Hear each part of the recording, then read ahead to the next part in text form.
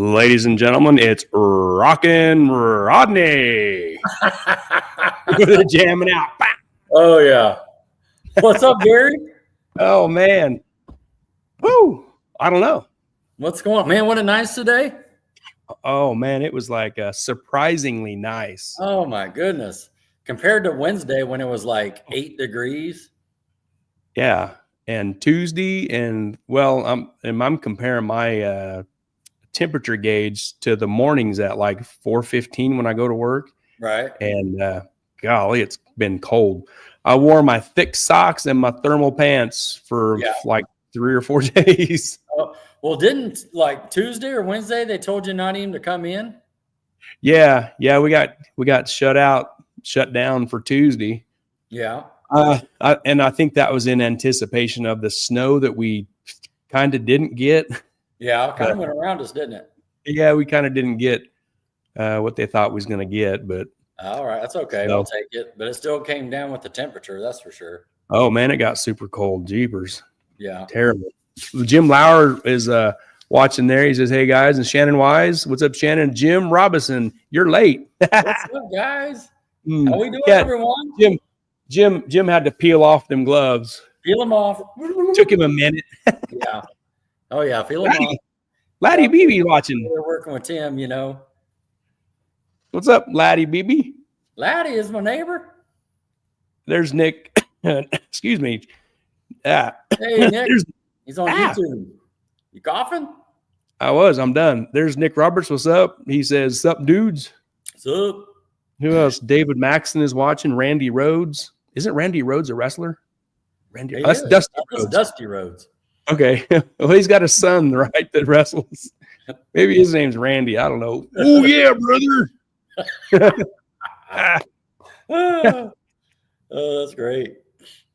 Man, your shelves look great back there. I see you got your lawnmower back in on her side. Yeah, it belongs over there. Yeah. Yeah, there you go. Yeah. There's Barry Peter. He says, "Hey, kids." Up, hello, Mr. Barry. How's it going? Yeah, like it was, I looked at my phone, it was 59 degrees. And yeah, I know, right? Door up, the sun was shining. It compared to the cold weather we had, it felt like it was 90. Yeah, I know. Oh, I know. You know, I think it was like Friday when we went to Mark's. It was still like 35 degrees, but it was like we had a coat on. You know what I mean? It felt so nice because the wind wasn't blowing, the sun was out.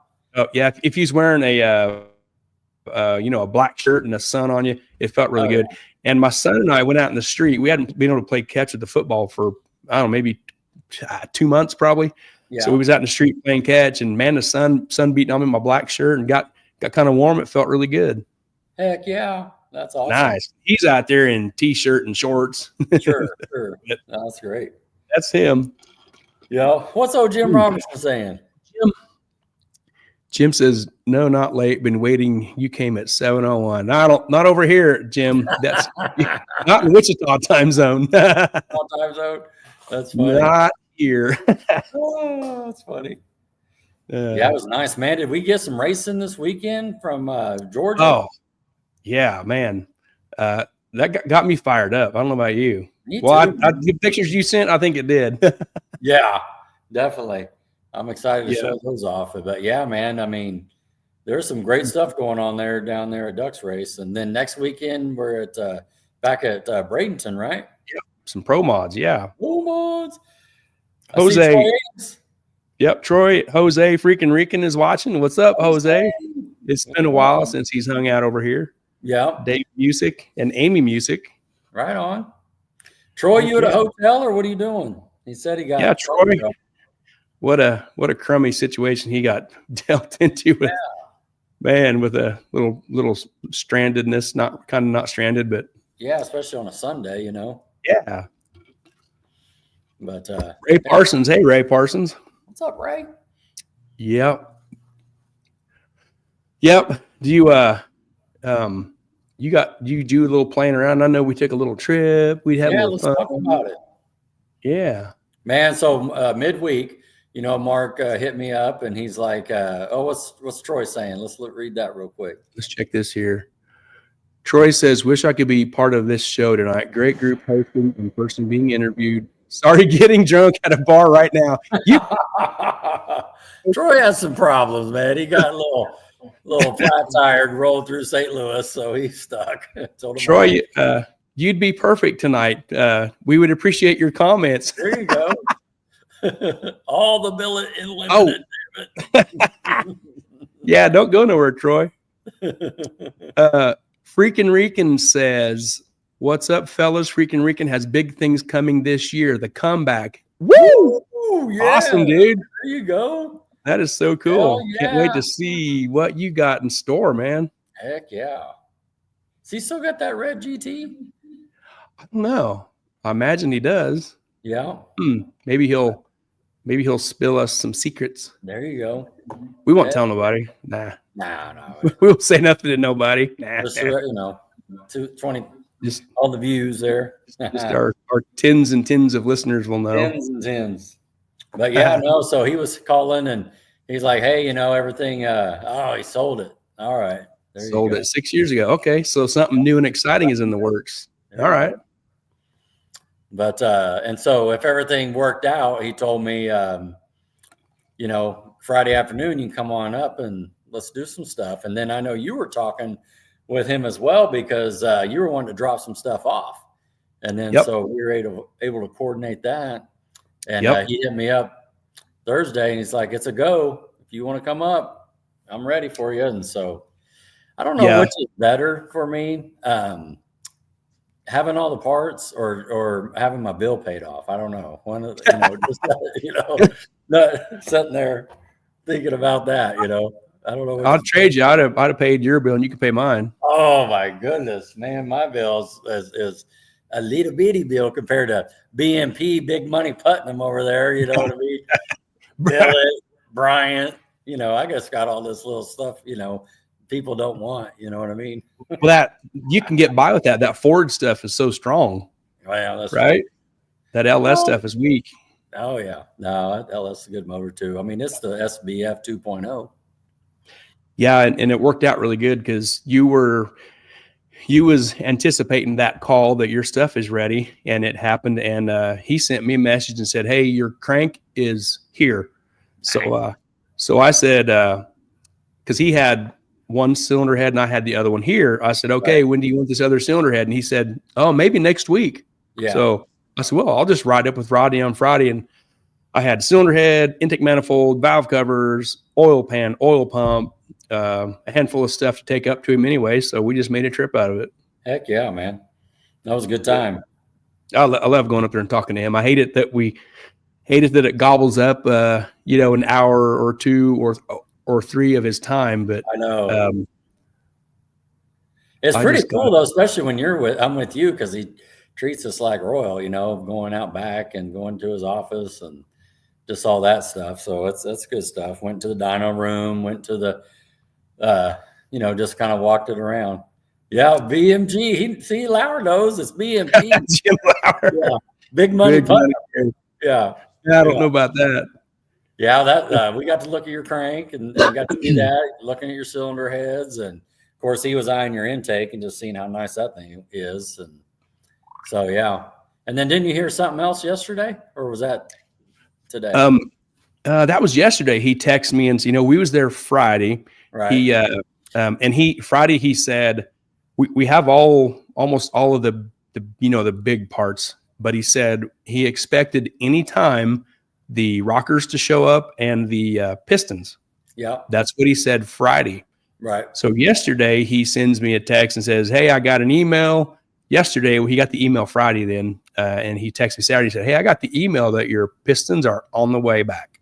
Nice. They are on the way to Salina. So woo, man. And he's, and expecting rockers anytime. So all those big items that, take time that they're made to order, they're on the way. Or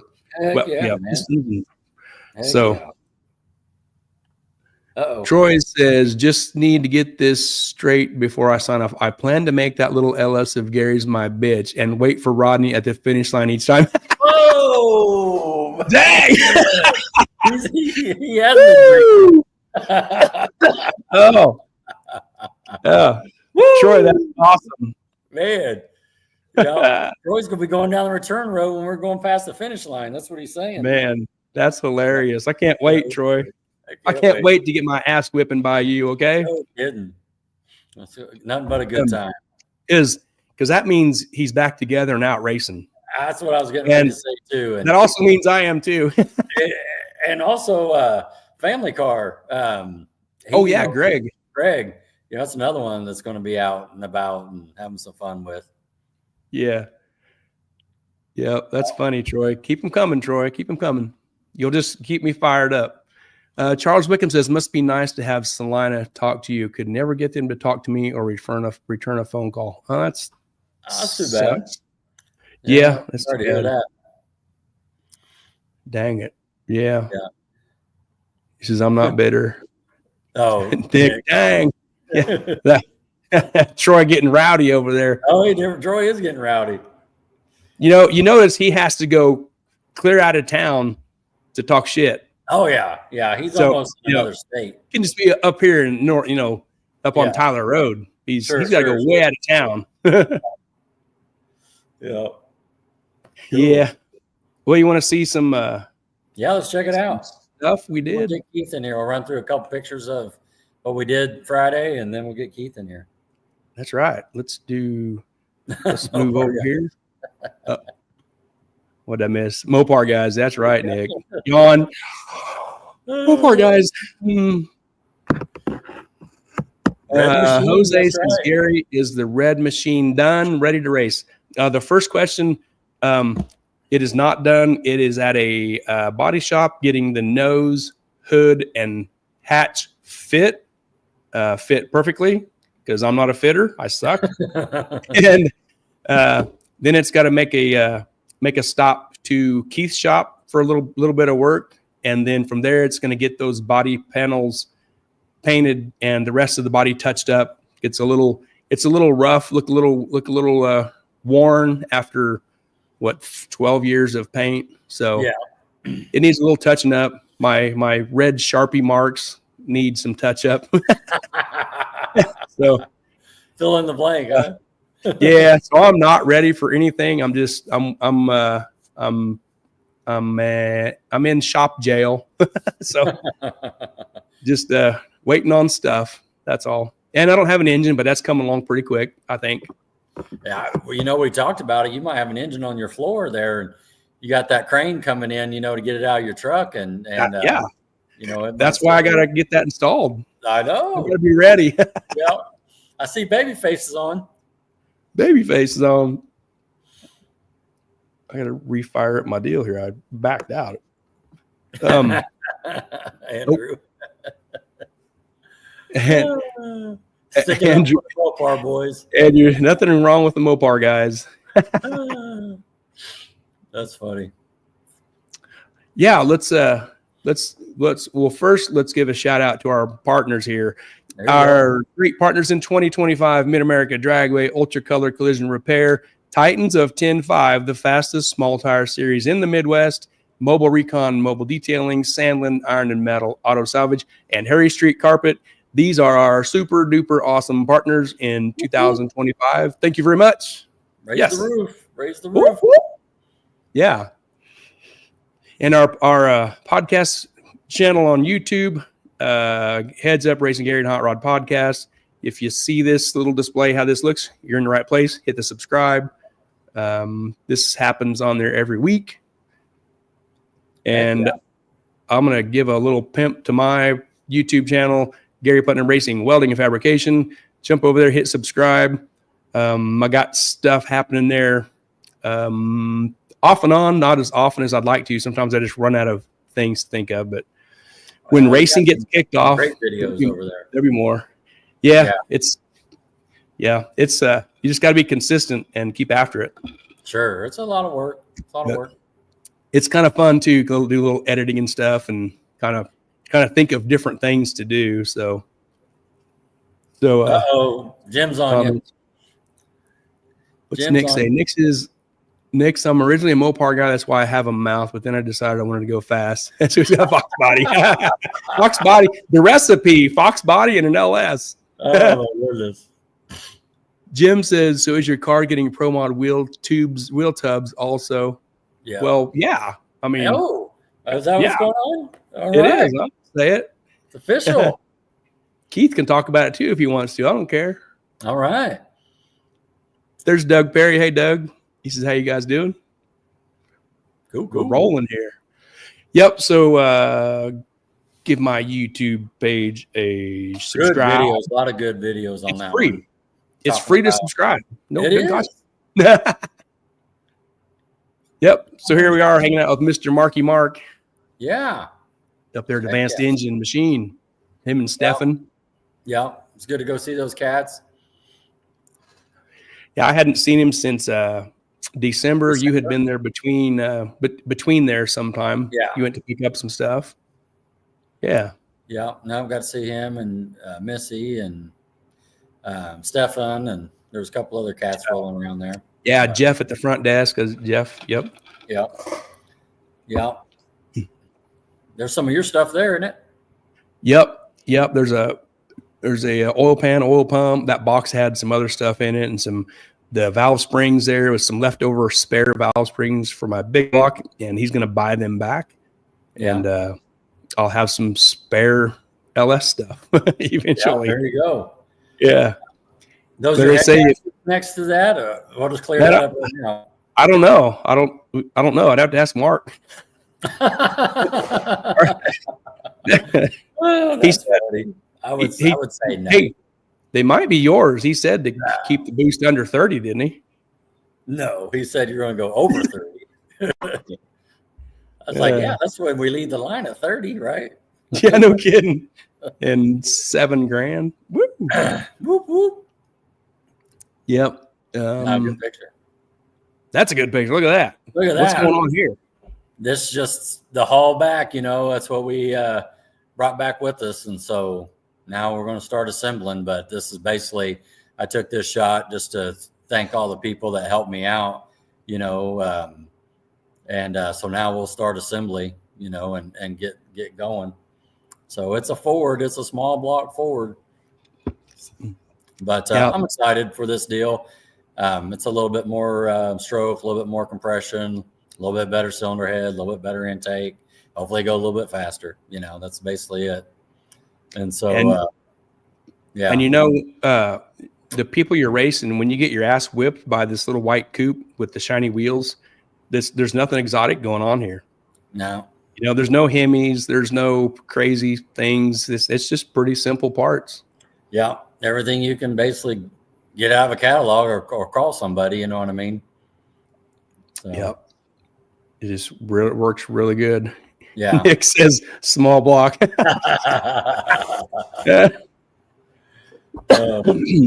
an aftermarket bore. It'll be 4125, maybe just a touch over, but yeah. And it's an RDI block there. Okay. Andrew says Mark has Chris's Gen 3 Hemi almost done. Didn't we see the crank? Yeah, right? We saw that there. Yeah. Yep.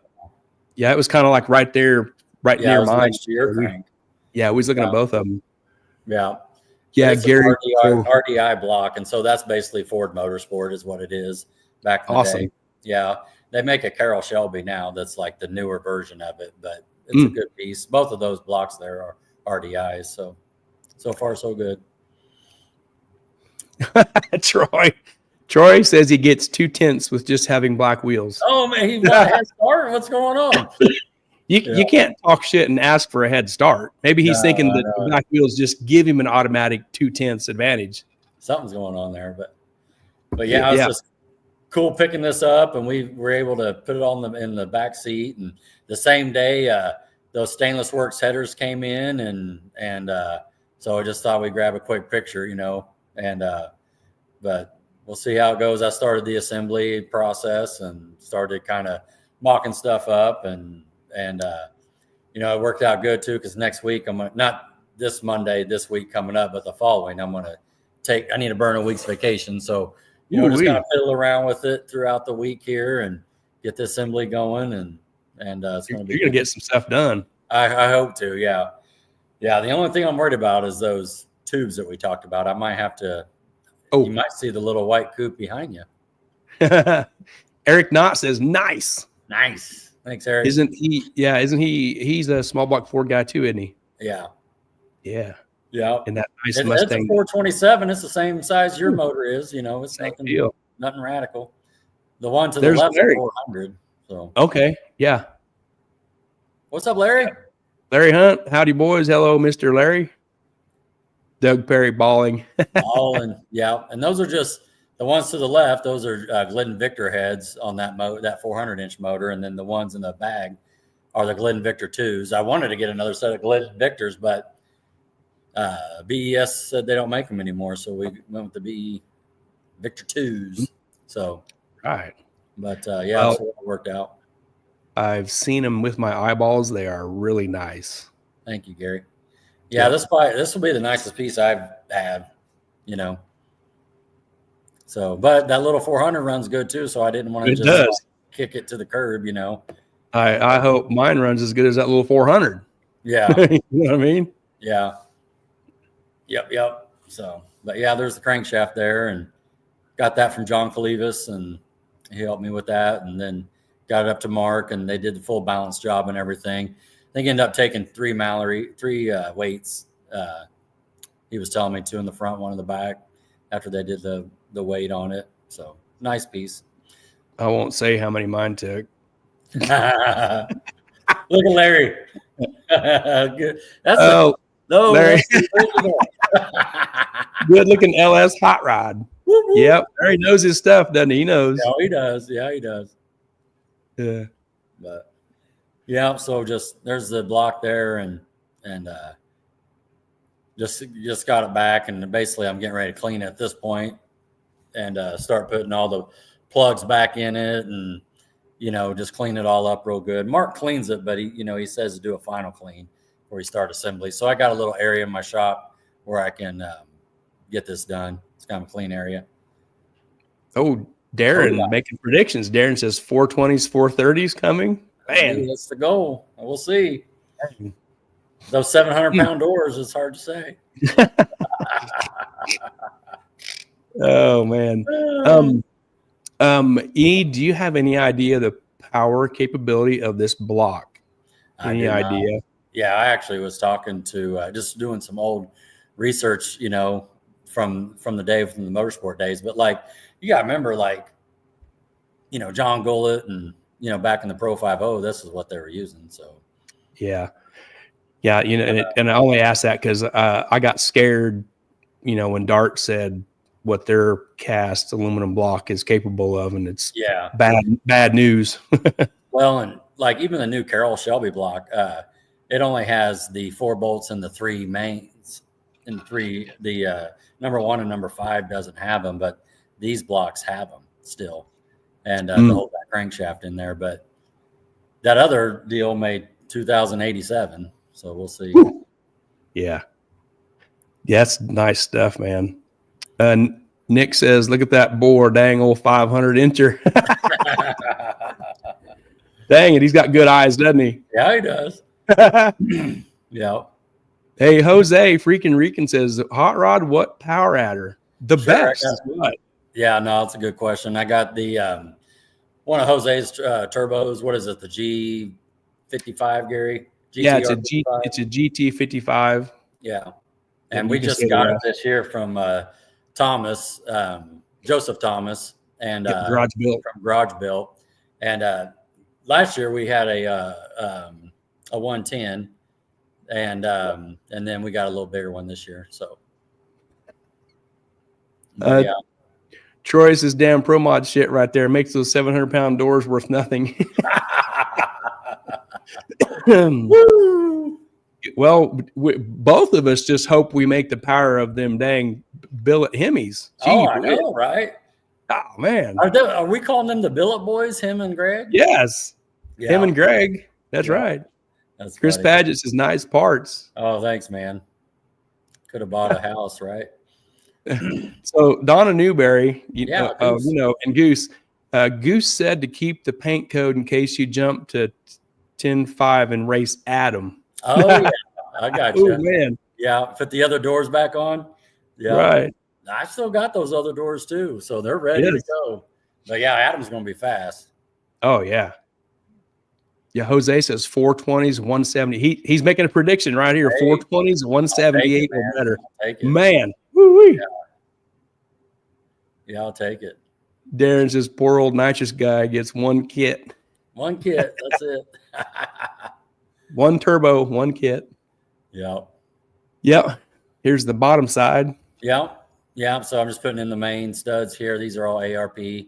So I cleaned it and I got it back into my little area and getting ready to put the main bearings in and stuff. And like I was showing you, Gary, you can see right here at the bottom of the picture where it has the 4, and at the top there. And like I said, the new Carroll Shelbys don't have that. And then once you put the all the mains on, all the 3 in the middle, they go sideways in there. Okay.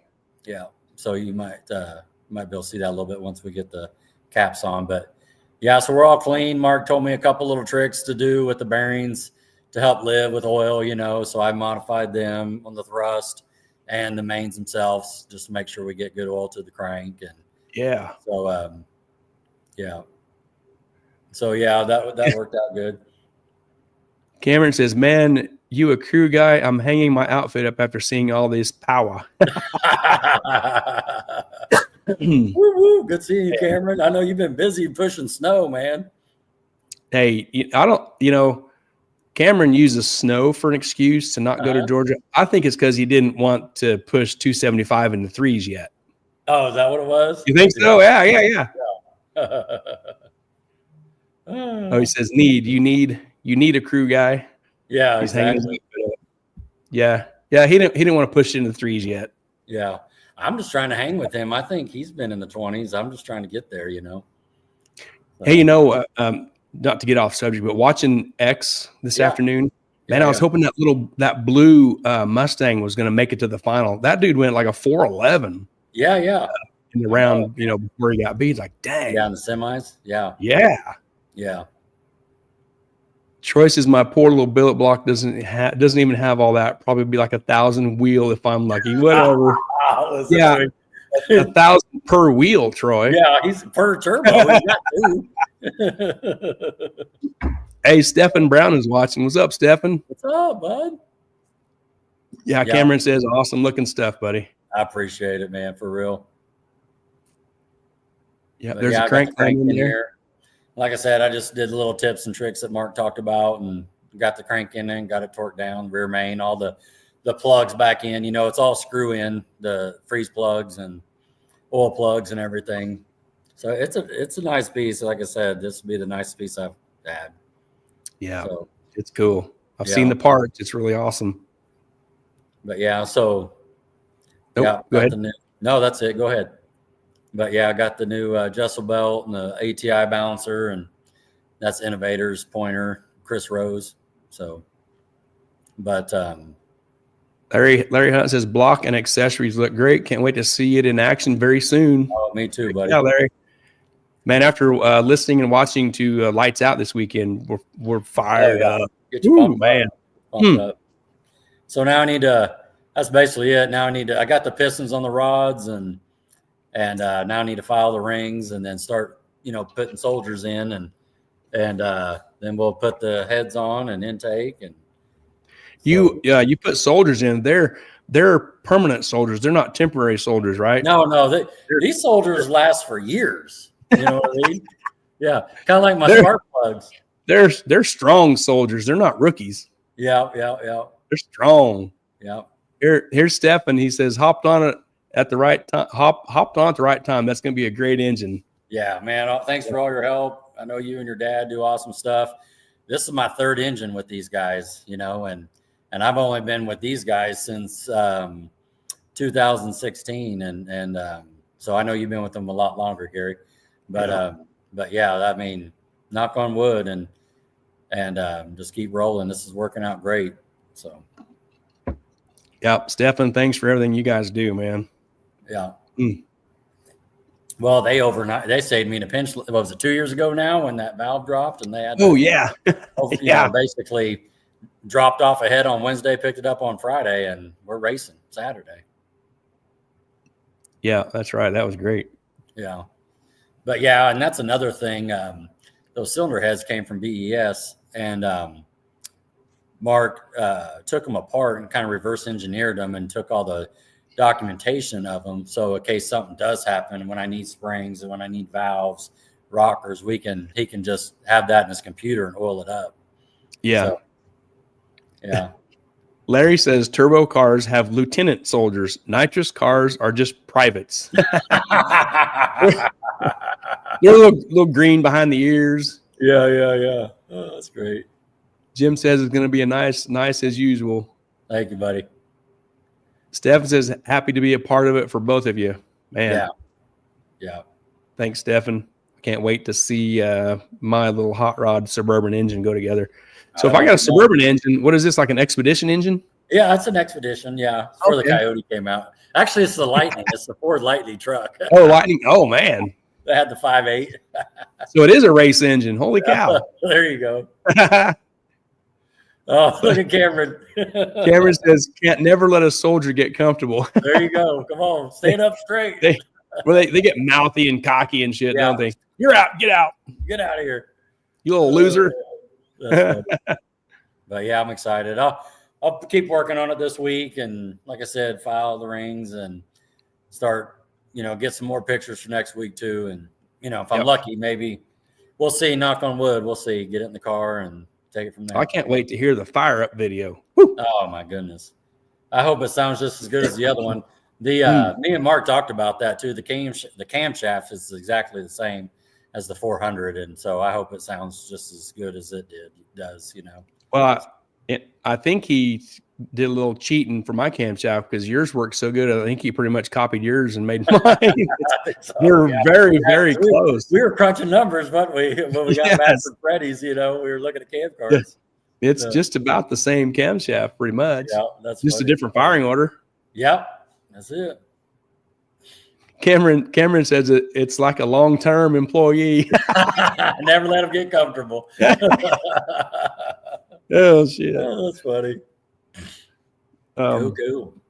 Yeah, and Stefan up there at Advanced Engine, I asked him, when they're working on my stuff, whether it's whatever kind of thing it is, do machining or some kind of something, like take pictures, video or something, and I'll share it on my YouTube page, share it here like you're doing and stuff. It's fun stuff to see and fun stuff to watch. Yeah. And that engine machine shop side, that's foreign to me. Sure. So it's cool to see, smart guys doing that kind of stuff. And I like seeing that. It's really cool. Yeah. And can't wait. To add to that too, if I can take a second, Mark does not BS you. You know what I mean? He just talks to you straight. And some of the things you don't want to hear, but he tells you, and you need to hear it. And just like this deal, we dropped this off in what did we talk about that, September or something? And and we know this is a long road. This is not these deals aren't a quick turn. And so, he would check in, we go up there and pay a little bit, and he, everything he said he was going to do, he did. And then, it just, the stuff came in, he stayed on top of it. Really, the pistons took a little bit longer. Of course, they had to get made, then they had to go get coated, and they came back and all that, but it's just, and then when I got up there, when we went there on Friday, the whole bill, he went through it like line item by line item. Not only the parts, but the machining he did, and, clean this up and look at this. And I didn't like this. Because to be honest with you, Gary, when you're getting ready to hit that starter, you want everything to be perfect. You're not sitting here going like, oh, I'm glad it, you want it to be like everything ready to go. So, I mean, it's just a good feeling, and even just looking it all over with the cylinder heads and the block, and he made sure everything was true, and even on the crank and the mains, and he touched every piece, And so, I'm just, knock on wood, you hope everything goes great, but like, it's just, you try to, have that feeling and confidence when you're working with him. And so recommend anybody going to Advance and working with Mark. It takes a little bit, but it also takes a little bit for a good steak too. If you go into a steakhouse get right in. That's what Phil Nightingale was saying the other day. Is that like, is the food going to be good? We went out the other night. We had to stand there for 20, 25 minutes to get a table. I mean, it's the same thing. And, but Yep. luckily enough, I was blessed where I could still race with that other motor and just get this deal going, and keep it going. And so, but yeah, that's true. That's true, Stephen. He's no salesman. That's a good statement. He is no salesman, but he's damn sure a wizard. Absolutely. Yeah. Stephen is Mark's son, Mark Brown's son, Stephen. That's and, right. Both of them guys are so awesome, man. I love the shit out of both of them guys. Yeah. Man. Exactly. We need to bring Stephen on and get, talk about some stuff there. And we've talked about that a couple times. We've talked about that a couple times about, somehow sweet talk Mark and Stephen into, coming on and tell their story. Yeah. Yeah. Because Mark's second generation there, isn't he? Didn't his dad start that deal? Yep. Yeah. That's Stephen's grandpa. Yeah. Yeah. Well, I know you were going in there in high school or maybe whenever, That was about 90. It was about 1995, I think. I was trying to put a time frame to when I got hooked up with Mark, and I think it was about 95. Yeah. Stephen, I don't even know if Stephen was born. I've been a little tiny kid. Yeah. But I do remember him being a little bitty kid running around in there. I remember that. True. That's probably, and if he's, not too far off from Mark there, he's learning as well. Maybe he'll take it over someday.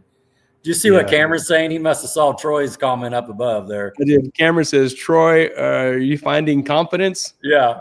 Yeah. He's up there. Yeah. Talking about waiting on us. Yeah. That's great.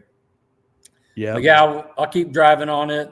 Keep dropping some picture over to Gary, and we'll keep going on it and see what goes. There you go, Stephen.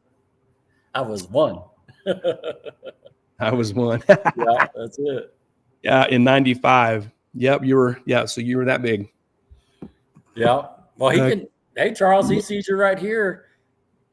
Yeah, Charles is in Colorado. Maybe you guys can say nice things about me to Stephen and see if they able to do some work for me. There you go. Give him a call, Charles. Give him a call. Name drop the podcast and Rodney and Gary's name, and maybe Stephen will remember. But that's worth a shot, Yeah. Yeah, and they're like I said, they're busy. It ain't like you're gonna, go in there. Even if you have all the money, you're not gonna go in there and like, hey, I need this in 2 weeks. Well, parts and like time to build and. Yeah, my time frame of stuff, everything on mine is brand new. Every single piece. He ordered the block and crank in mid-June, and we've almost got all the pieces. Aside from push rods, we don't have a length on that, but it's just you get stuff. You buy the good parts. They just take time to get. If you got access to some parts pretty quick, they may not be real great parts. Unless you're like buying Proline stuff and they have racks full of pistons and heads and all that stuff. But I just your point there. I think Calivas has that advantage because he stays in that little world, so he'll buy all those cranks and I knew he had rods. So calling Calais direct.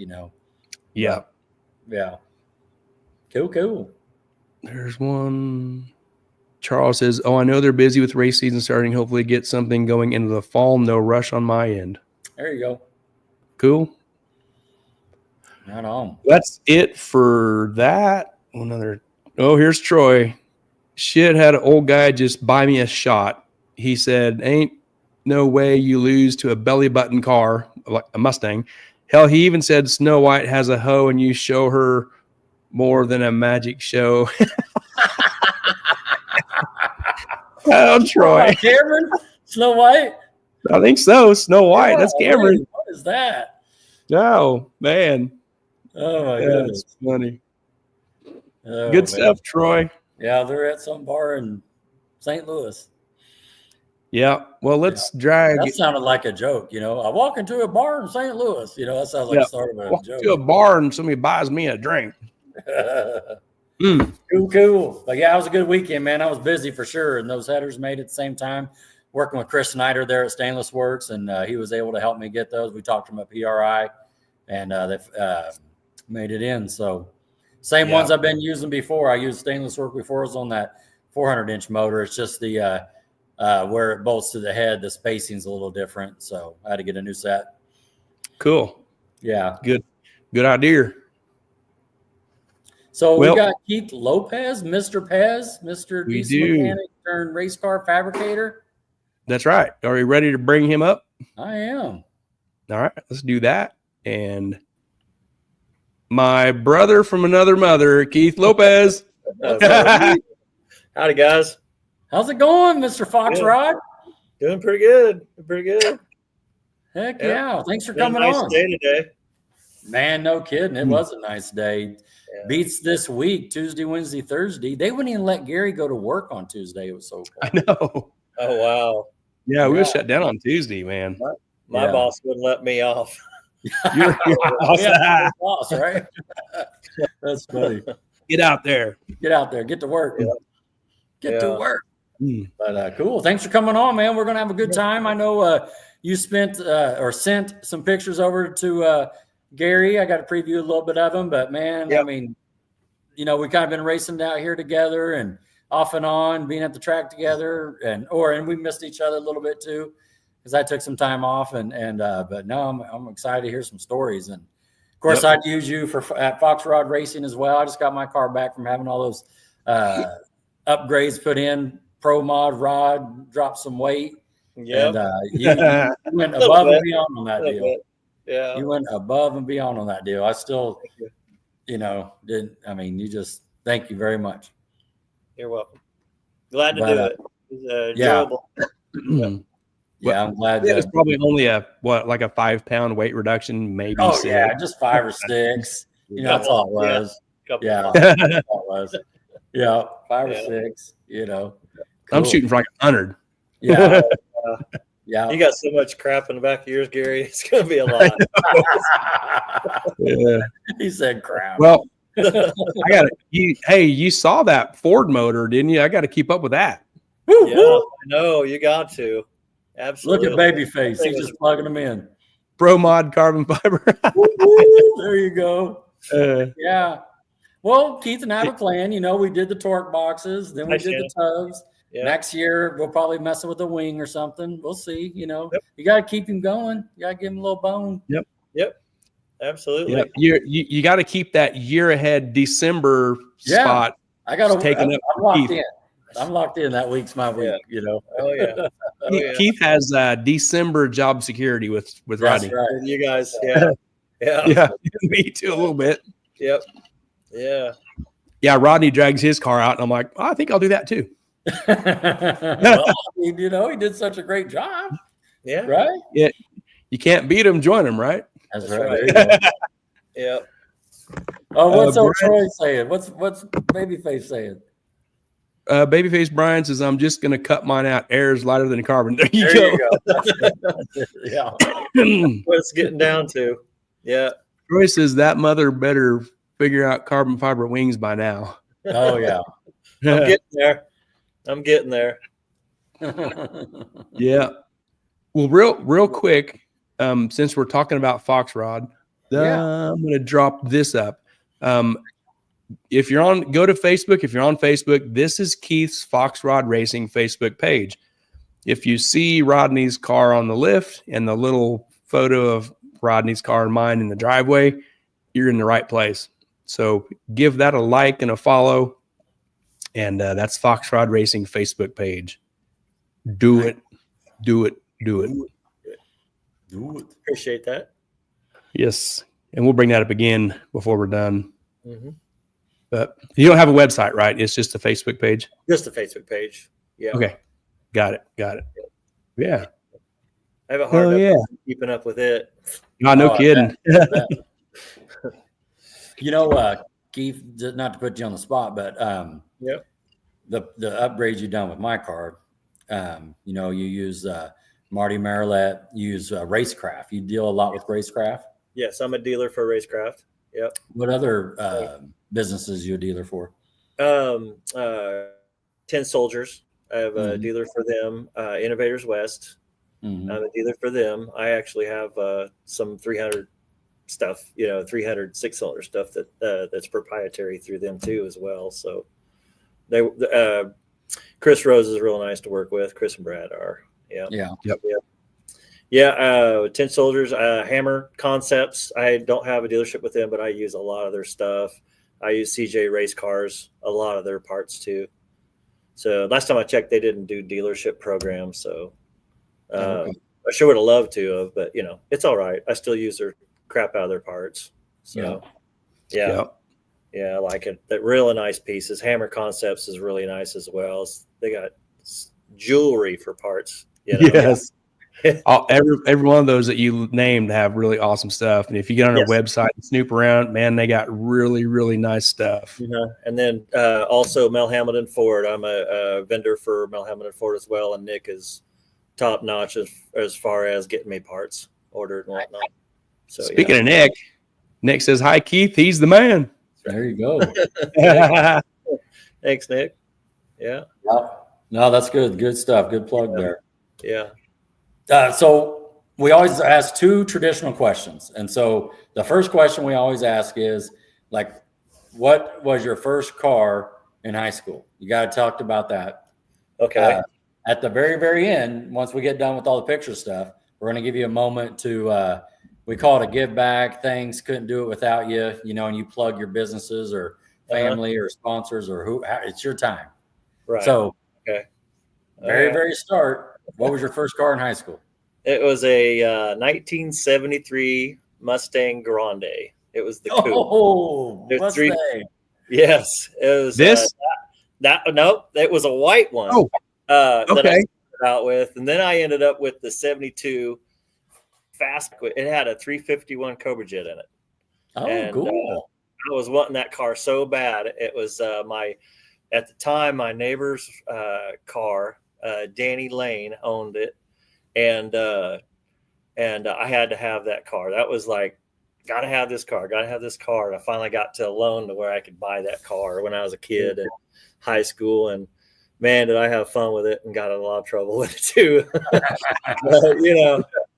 it was a fun car. I really enjoyed it.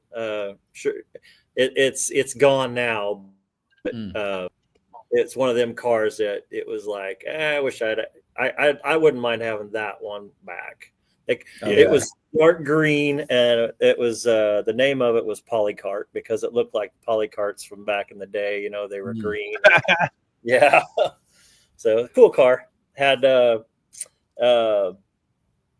G50 15s on the back. They actually worked really good on the street. Yeah. So 9-inch. What year was this, Keith? This one here was 1985, 86. Oh, man. Yeah. I mean, for a high school kid to have a car like this, it was pretty insane. Oh, yeah.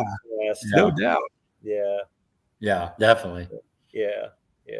What engine, transmission, or did you already say did I miss it? It was a 351. It was actually they called it the 351 Cobra Jet motor. It was basically a hopped up Cleveland.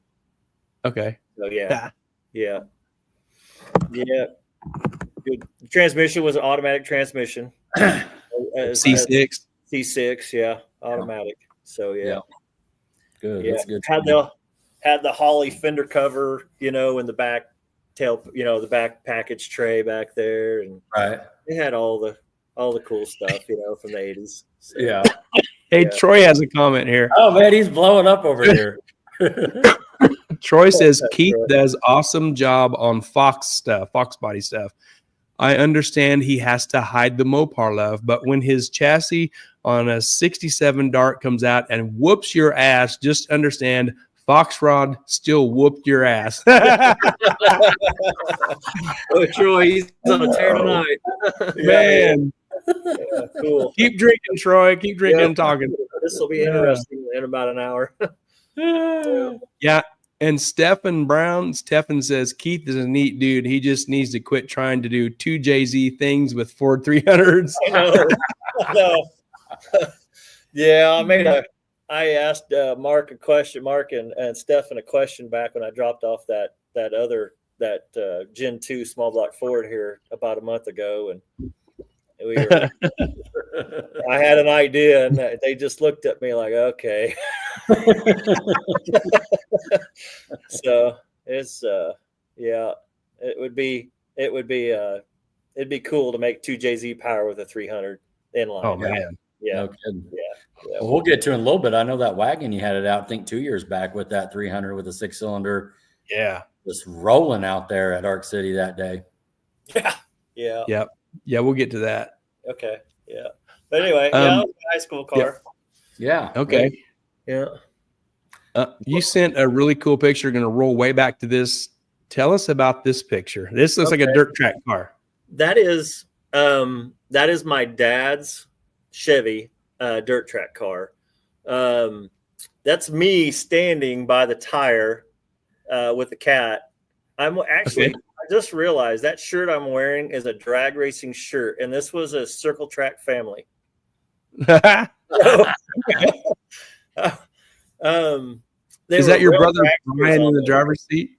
That's my older brother in the driver's seat. Yep. Okay. Yeah. Dad's car was super badass. It was fast. His driver was really good.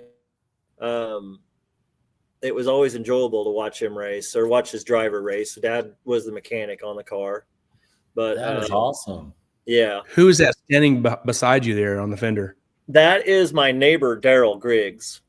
Okay. He lived right across the street from us. It was funny. Daryl, me, Brian, Sean, Sean, my younger brother, y'all know him. Yeah. Yep. Our whole neighborhood, we were all the same age within a couple of years. So we were, a bunch of boys and girls, but we were super competitive. Every time we had something going on, we'd either do a skateboard race in the driveway or football or flag football or RC car, or not RC car, but Hot Wheel cars or whatever. It was super competitive. So you learn to be very competitive in our neighborhood.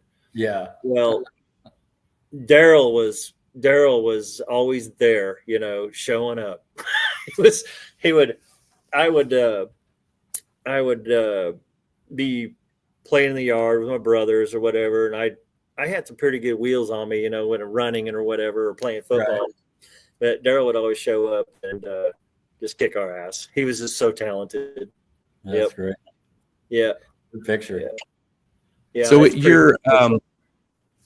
you're as a little kid, you're around your dad in this dirt car. Did you ever have a itch to want to drive a dirt track car? I never wanted to drive a dirt track car. No kidding. Wow. No kidding. Yeah. I for some reason I didn't like the fact that we were always banging out fenders or always fixing pop tires. Tear shit up.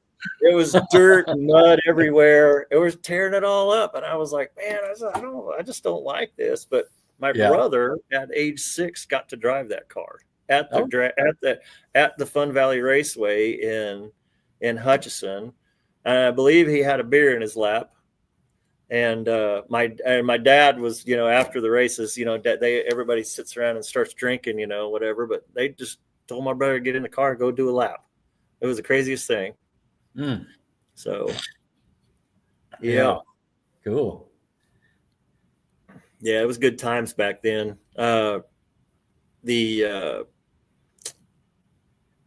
The amount of fun we had, after the races. I really don't know how late we were up. It was got to be 2, 3, 4 in the morning, when they all got out of there and went home. But it was good times. Good times. A lot of you see a lot of fighting, back then in the 70s. The women would fight over the men. The women would fight the men. It was crazy. It was exciting. But we had a lot of good times. We had a lot of good times with that car. Yep. Cool. And my older brother that wrenched on this, he actually went on to work in California. He went to work for a asphalt race team. So after he got out of high school and went up to California. Yeah. So did he do his racing around the Hutch area? No, my dad. Yeah. Yeah. Hutch, 81 Speedway, Dodge City, Okay. Places like that. Yeah. We're, my uncles circle track racers as well. So they raced sprint cars, and they called them supers. There's some of them that are supers that they had, and yeah, a lot of pedigree in circle track racing in our family. Cool. So yeah, then I had to throw a wrench into it with the old drag racing thing. Yeah. Hey, Stephen Brown has a comment here. He says, let Keith know I still want to figure out a dart and sleeve combination for the 300s. Been busy, but it's still on my list. I like making jokes, but he does some really impressive stuff. Yes. that was the idea that I was thinking of, was that dart and sleeve. That's going to be when I'm ready for it, it'll be a few years down the road, but when I'm ready for it, I think we'll see some wicked time out of 306 when I put my ideas back together on that one. Right. Yeah. Okay. Let's move on to this. Who is this cat holding this little plaque? Okay. That is my Uncle Doc. They called him Doc Pickle, and he was really popular back in Western Kansas. Him and my aunt. He raced circle track too. He was really well known around Pratt, Dodge City, Ensign, out in that area, and he had a shop at Pratt. Or this comment from Don. Yeah, did you get your love of 6-cylinders from your Uncle Doc Pickle? I think I did. Didn't Don know your uncle back in the day? Yes, Don did know my Uncle Doc. Yep. Yeah, it was crazy. We were just talking one day, and I mentioned my uncle, and he's like, "You're talking about Doc Pickle?" I was like, "Yeah." I was like, "Man, weird." Awesome. I didn't ever know Don at all. Small world. But anyway, Don and Esther, his wife, they would go to Great Bend and drag race with their cars, and so yeah, my Uncle Doc and Esther would bring home trophies. Cool. So it was cool. That's awesome. So yeah, it was neat to see his trophies. I went and visited him. He actually lived over by Ozark Raceway Park, so I went and seen him when I was up there one time racing. So showed me all his trophies. I never got to see him until then, so I took pictures. So yeah, cool. Pretty proud of him. That's awesome. He did crop dusting too. And so he was very acrobatic. So he'd take us up in like a Piper Cub or whatever and just give us some thrill rides. It was fun. Yeah. That's cool. Yeah. Is he still alive? He passed a couple years. Yep. Yep. Okay. So did he ever get to see you do any drag racing? He got to see pictures. I don't think he ever came to see me race. No. Okay. No. Yeah. Yeah. Well, I imagine he would have been completely digging everything you've done drag racing. I bet. Right. Yeah, I think he would. Yeah. He was a pretty cool uncle. Yep. Yep. All right. What's going on here? Huh? Oh, what's going on here? Yeah. Okay. So I went through a Euro movement after I got back from tech school.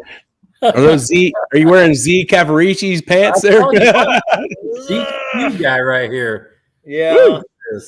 I slid. Hey, baby. Yeah, I got to that Euro movement and what year is this? 2000. This was really? Man, that wasn't that long ago. No. Wow. Yeah, I bought that. Where at? Where's this at? In 2000. Okay. Hutchinson. Yeah, I was. This is right before I met Jackie. Right. Okay. I was, as you could tell, I was.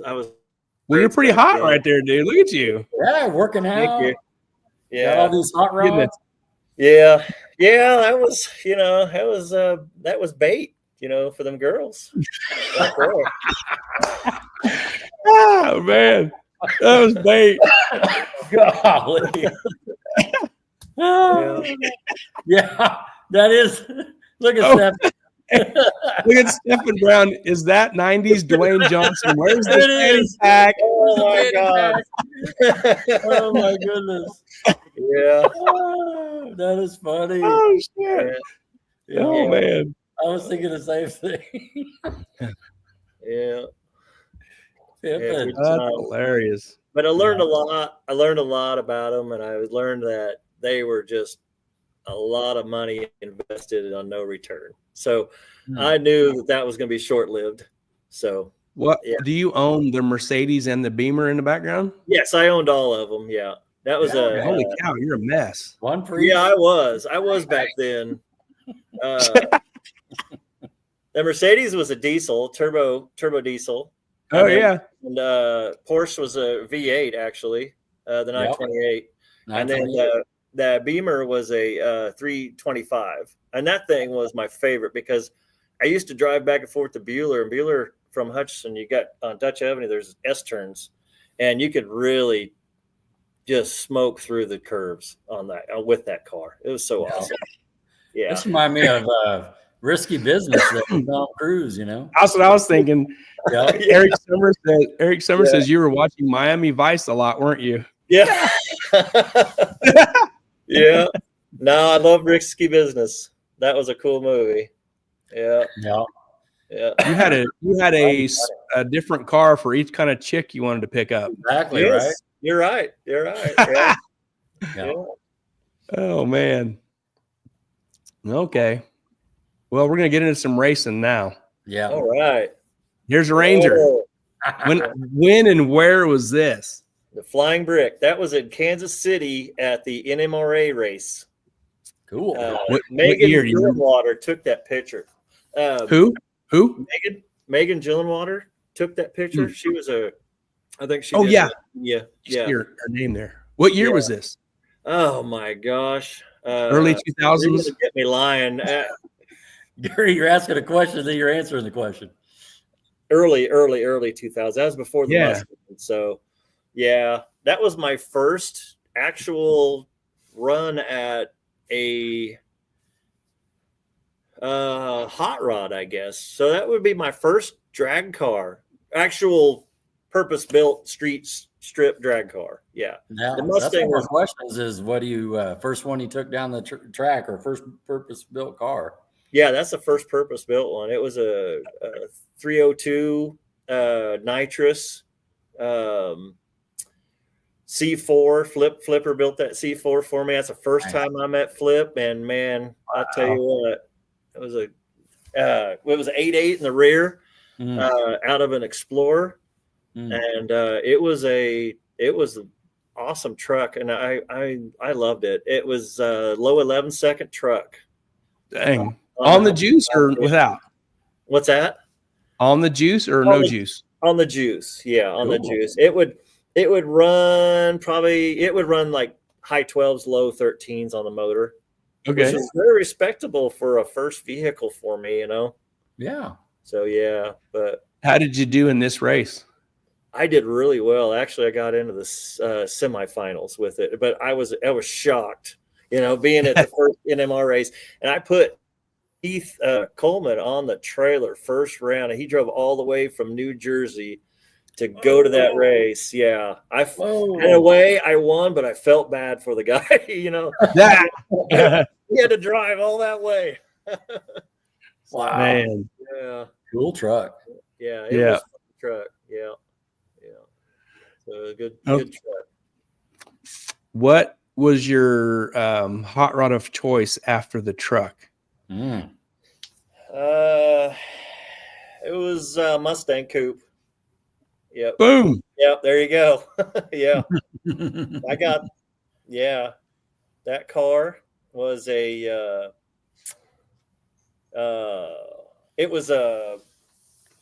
you can see, it's got multiple colors. So yeah, I had taken the doors off, sent it to a friend of mine in Hutch. I'd taken the fenders off, sent it to another place. I think I painted the hood myself. It was just a number of different people helping the body work on the car. Sure. And that's why it looked like that. But it was perfect. It was the perfect sleeper. Totally assume people would just pull up to me and thinking, oh, look at that ratty thing, and And if it's not obvious, that's little Reagan on your arm there. Oh yeah, that's little Reagan. Crazy. Cool. Crazy. It's been that long ago. What is that trophy? Did you win a race or a car show? What's happening there? Yeah, it was the street fights. trophy. Okay. The Street Fights trophy.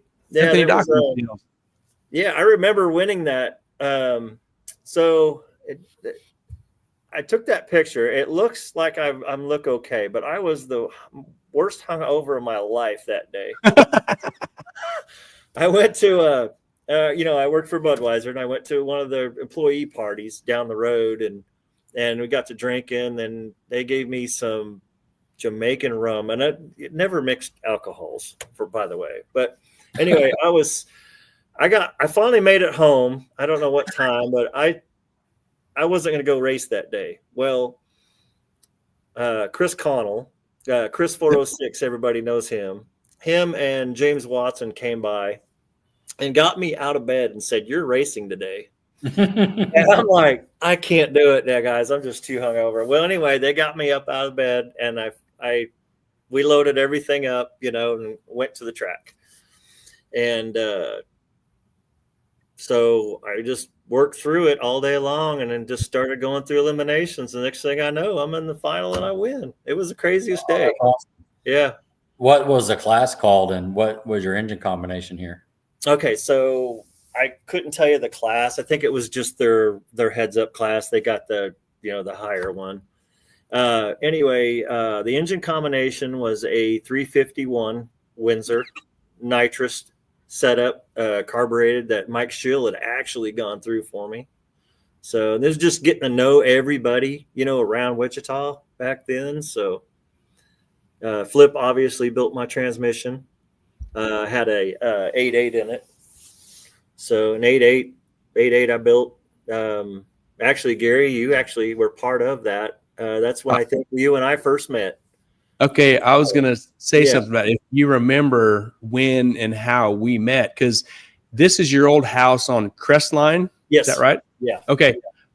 That is Mays and Central-ish area. Yeah. Yeah. I lived at the apartments at 13th and Mays, 1 mile up the road. So I was trying to think, and I think Rodney had asked me before how you and I met. And I know for a fact it was because of either you selling to Chris Rose or Chris Rose selling something to you. And I was still going back and forth to Salina every weekend. Yeah. I moved here in September 06. And I think it was maybe the connection happened through Wichita Racing. Remember that website? Oh yeah. Oh yeah. So,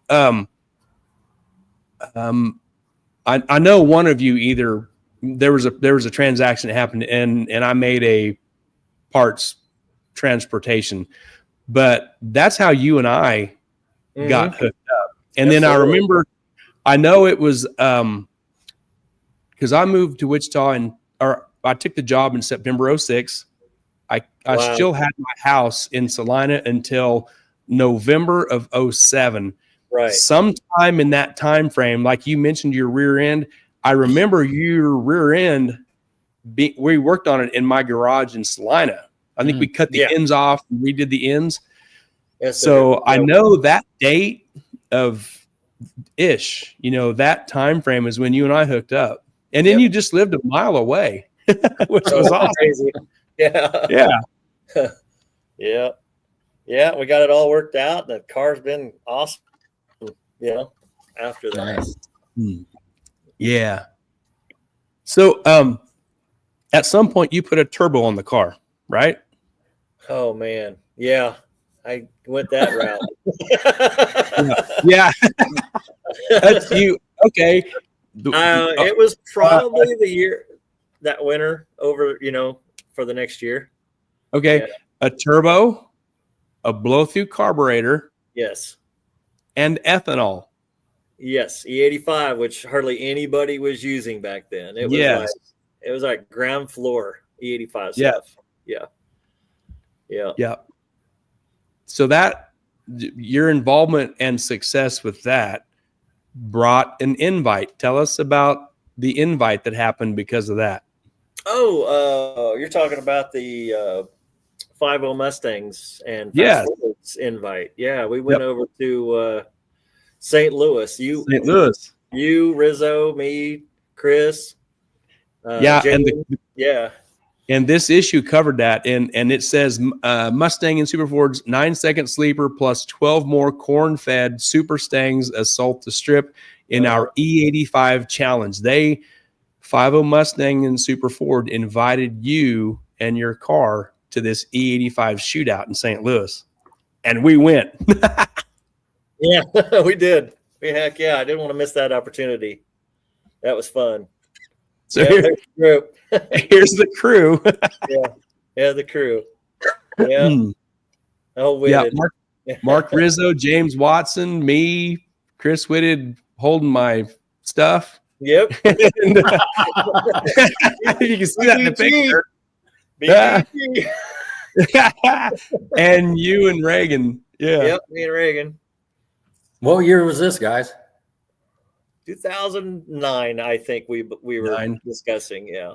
Yeah, we thought it was the spring of 2009. Yep. Yeah. Wow. Yep. It was good times.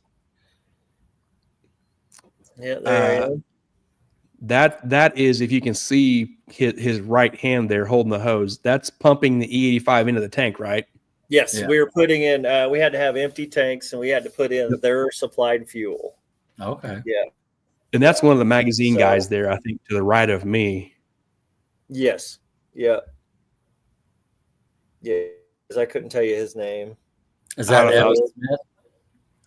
I was trying to think of the name, and I couldn't. He was the editor back then. Yeah. Look at you, Gary.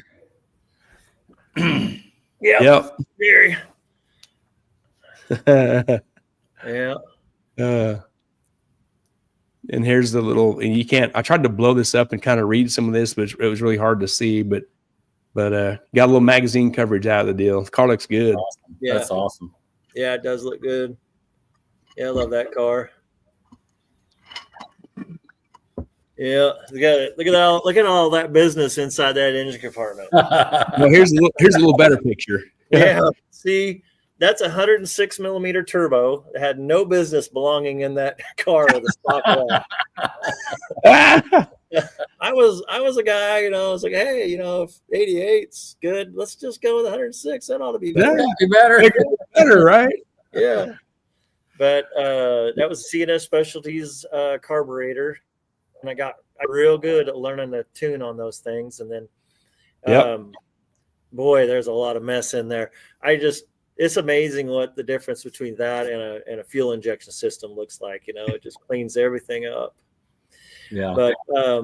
But I had a really good time with that setup. I learned a lot. You going from not knowing much about anything to that was a great learning experience. Yeah. Yeah. You went from a carburetor and nitrous to this, right? Yes. To boost. And then I got it all done, and there was a race the next day, and I couldn't figure out how to get the thing to run. So I had a digital 7 box. And so it was a streetcar, and so I'll never forget this. It was like 11 at night, and I knew I had to show up to the track the next day, because the day that I was at the track and the car wouldn't run. There was a heads up race the next day. So 11 at night, I was like, man, you got to try something, but you can't fire it up because of my neighborhood, And so I actually drove it up on K96, and I spent the night making passes on K96, heading all the way to Yoder. I would make a pass, and And I'd be like, back then it was quarter mile. So I'd make a pass, and I'd be right up on somebody's bumper. They were way in front of me. So I'd have to slow down, and then get on the laptop and get the hammer and chisel out, because it was digital 7. Right. Yeah. And figure out what I'm doing. And it finally clicked as to what was going on and why the car wasn't working. And I just didn't know how to work the dots, and the plotting and the digital 7 at the time, because it was all brand new that weekend. I had never opened up a laptop to tune one of them. Yeah. So by the time I got to Yoder, I had it figured out. The car was ripping really hard. And I'm like, okay, this is too hard to handle on the street now. I better go to the track. I went home, got a few hours of sleep, went to race the next day. I think I did really well. I think I got a runner up maybe or something like that. So cool. Yeah. Hey, Scott Linker's got a great question. Yeah. I saw that's a good question. Scott says, was E85 pretty good about being 85% back then? Yes, because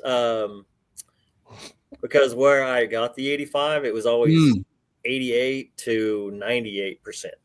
Yeah. Okay. Yeah. Yeah, it was really good back then. Smelled good too. I mean, it smells really good now. I like the smell of it, but I do too. Yeah.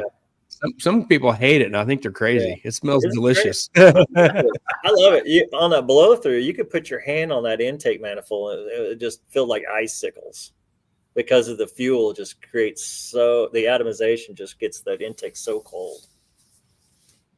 What's Charles saying? Charles says, how long did it take to spool up that Monster 106? Yeah. It wasn't that bad early, to tell you the truth. Once I figured it out, I would just leave it at. I would let it be at like 40 degrees of timing till it starts to make boost, and when the boost ramped up, I had to pull it all out. You know, because you can only take out 25 degrees on a digital 7-box, but the phase on the distributor is really the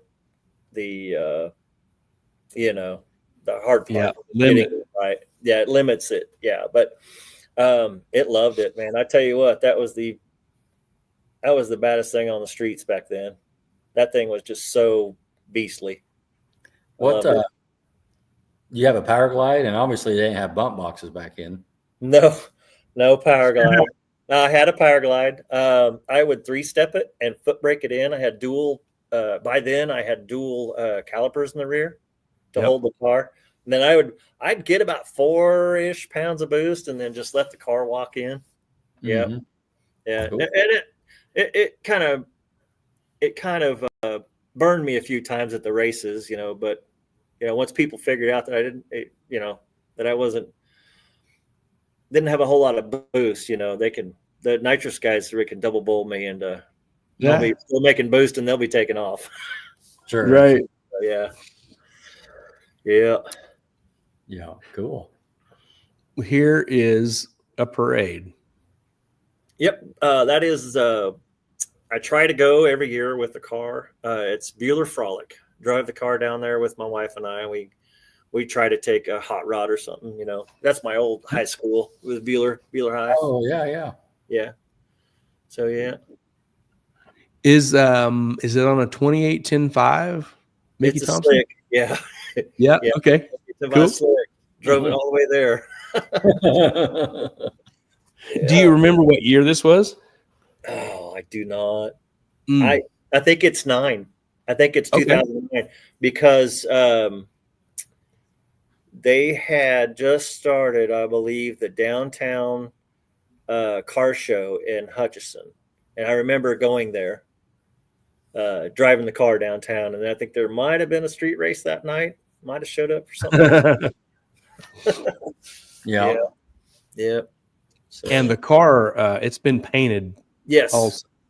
Yeah, Joe Ferris actually commissioned him to paint that for me. He did an excellent job. Cool. So Wedgwood I was Blue. wondering who painted it. Yeah. Right. Yeah, did an excellent job. Yeah. Jesse says, back when it was fun and we were going 9s and driving to the track, best times. Oh, yeah. Yeah. Heck 2006 to 2008. Yeah. Yeah. Fun times. Yeah. Yep. Well, that leads in. So is it still carbureted now? Yeah, it was at that time. Yeah. And the reason why I liked the carbureted deal because you didn't need an intercooler. Right. And all the power was on tap anywhere you went.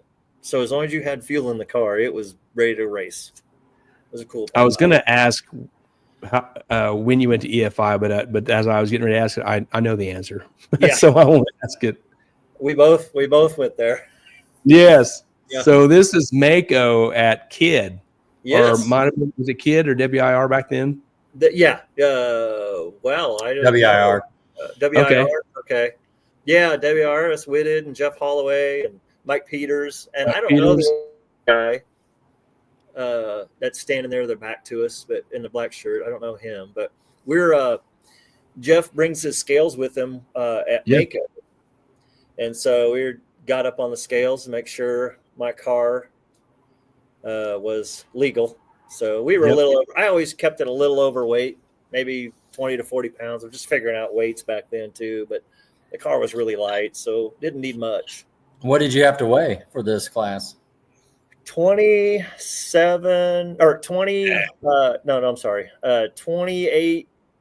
It was around 28 to 2900. Wow. 28, it was 2870 to 2900. I remember having to put a little lead in the back, but it wasn't much because my car was really light for what it was for a street car, you know. Sure. The Mako stuff was really fun. Man, Yes, it was. It was. So that was this is at Wichita on the scales, and there's Jeff Holloway. Yes, sir. This is a group of us at Tulsa. Like, yes. Yeah, Shannon, Whitted, me, you. Yeah. Right? Yeah. Absolutely. That's all of us. Yes. That's all of us there. 2010, right? I believe you're right. 2010 was the major Mako year for me. Yeah. Yeah. Yeah. You kind of kicked some ass in 2010. Yeah. Yeah. It was pretty fun. Yeah. And we were all trying to decide. I believe we were all trying to decide where we add and take away timing, you know, because the track in the Digital 7. Yeah. Yeah. The track was actually working really good that day, and I could feel it. I went my personal best, my first pass. So. Oh, cool. Oh, man. What was that? What did it run at Tulsa? 529 back Man. in. Yeah. Some guys were going fours, you know, just getting in the fours back then. It was crazy. Yeah. I remember Ryan Martin going 480s. You know, he was the fastest, you know. Ryan Martin is a hatchback. Yeah. Yeah. Well, this is you, and in front of you is Steve Ash and his Cobra, and it looks like Chris Lovett. Chris Lovett. Yeah. Yeah. And beside him, it looks like Craig Ondrick, Firebird.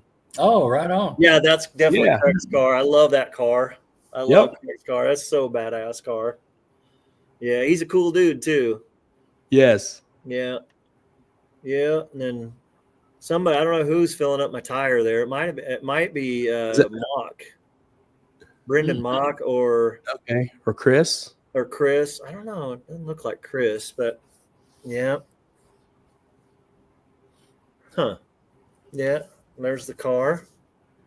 There's Jamie back there. See Jamie? Yeah, see Campbell back there. Yeah, see Jamie. Yeah, looks like I'm under the car making a adjustment or something, or draining some fluids.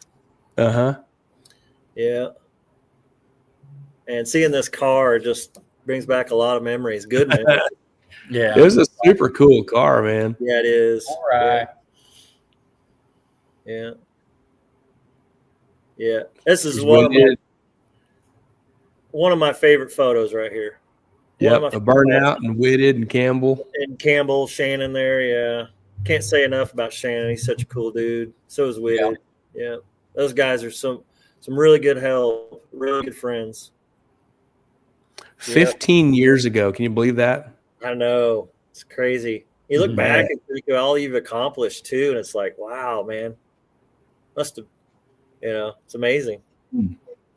Yeah. Jim Robinson says good times. Oh yeah. Yep. Yeah, you're right, Jim. Yeah. And I don't know, you know, we know this was Tulsa. I don't know at the time frame. There was no date, like, because some of this stuff I got off of my Facebook page, it had dates on it, like this next one. But this gets into the end of 2010. Oh, that was a crazy Talk week. about it. I'll be back. Okay. I'll tell you how the day started out. We're getting outside Thunder Valley and it's snowing. Oh, wow. Yeah, it's snowing. November 20th. It's snowing, and Steve Ash, you can see Steve Ash's car in the background. He was there. We were competing for second place. Okay. Mako, and I going in, I knew I was pretty optimistic, but I know like there could be a chance that I might be third. Well, just to be at that point, at the end of the year during Mako, because that is a stellar class of cars, Sure. And I was a streetcar. I drove my car, most places. So, we're there. We get set up. We wait for the weather to break, and they're actually going to have the race. I couldn't believe they said they were going to have that race. So Larson showed up, and he was helping out Steve Ash, tuning and whatnot. And then Larson pulled up next to me because I've been following Larson for quite a while. Back when he had a blower in that car, right? And the reason why I got into this street drag and drive, Larson was when he showed up at Wichita. Drove that car down from Topeka to a street race with the blower. Yeah, I was just like, I was blown away. I was like, can't believe that actually worked.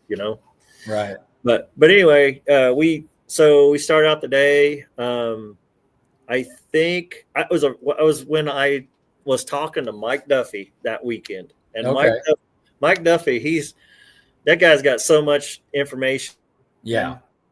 And can never look it all in. And I would love to spend every day for the next month, just picking his brain. But anyway, we were talking. He was telling me about things, and I was telling him where my shift points were and stuff. He told me, he says, "You're shifting way too low." I was only shifting like 7, and so I turned my shift points up to 7,700 because I was like, "Man, that's crazy. How can I do that?" And then back then, to me, I was, I didn't know. I was still green at all this. Well, was that like a stock rod deal then at 7,600? This was actually the dart block. I think finally I got into the dart block that year. Well, I finally turned it up and the car woke up, and I was like, wow. Yeah. So it did really well. I hit the limiter that weekend. And I remember I had, since it was 106 millimeter turbo, I had a reducer in the inlet of the turbo. Well, it backfired because I don't know what I did to cause a backfire, missed a shift or whatever, like overshifted at a neutral or whatever. But anyway, it was during qualifying. And I remember knocking that reducer out of the turbo, and it smacked up against my fender. And then it also loosened up my base plate on my carburetor. That backfire did. And so we were thrashing to get the carburetor back together and get everything beat back in place. And so we finally made some rounds. And I remember racing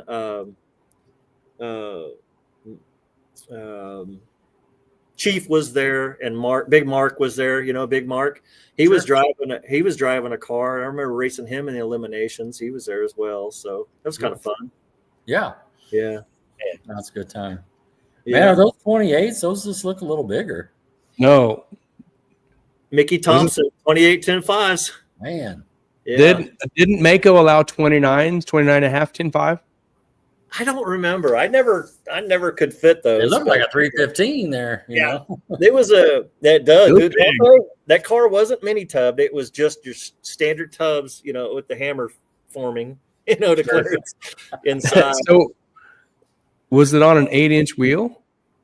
Those were 10s, 15 by 10 wheels, and they were welds. Yep. That tire looks massive. It looks like 25s, Gary. 29s. Yeah. Yeah. Yeah. Cool. Good picture. Yeah. Shelly and Kurt says it's amazing how it all started. Yeah. Kurt was there this day too. I remember him walking around there. I remember seeing him there. Oh yeah. Okay. Yeah. Yeah. Kurt was there. And actually one of the pictures the group of pictures with this, Kurt is in one of the pictures and he's talking to Larry. Oh, okay. Yeah. Yeah. But Don McGinnis says, "Yeah, I'm so old. I remember Larson's car running 13s." Wow. Wow. Yeah, and in the background there, you see Steve Ash's Mach 1. Yep, seen that. Yeah. Also, yeah.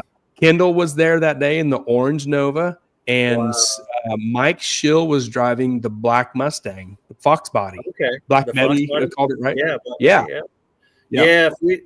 Yeah. That would have been when we left there that day, we thought we were third place in Mako in points. Right. Yep. So we did a little bit of math. Brian Wise said he had his blue Malibu at that race. No kidding. Cool. I don't remember that. Okay. I don't either. That's too far away. I don't remember stuff. Golly, I know. Yeah. Did we even know you, Brian? Hard to say. Surely we did. No, we did or not? Blue. Yeah, had to, I think. Jim Frent. So, we'd have to have known him back then. Yeah. Surely was Jim Frent at this race? I mean, no, I don't think he was at this one. No. Huh. Okay. Yeah. Well, if you notice the date on this, hang on a second. Brian says, yeah. Okay. Yeah. Yeah. Long time ago, Shelly and Kurt say, 14 and a half years. Yeah. Yeah. A lot's happened since then. Yeah. Yeah. So watch this, because the cool thing about grabbing pictures off of photos that you have already posted on Facebook, which came from my Facebook page, and that's why I've got the date on this. This was November 2010. Yep. Here comes 2 months later, early January 2011. Yeah. Somewhere between there, you decided to mini tub the car, and this is in my garage. We're going to mini tub this car. We're going to mini tub it. Yep. Look at the tire. It looks huge. I know. It still looks like 315.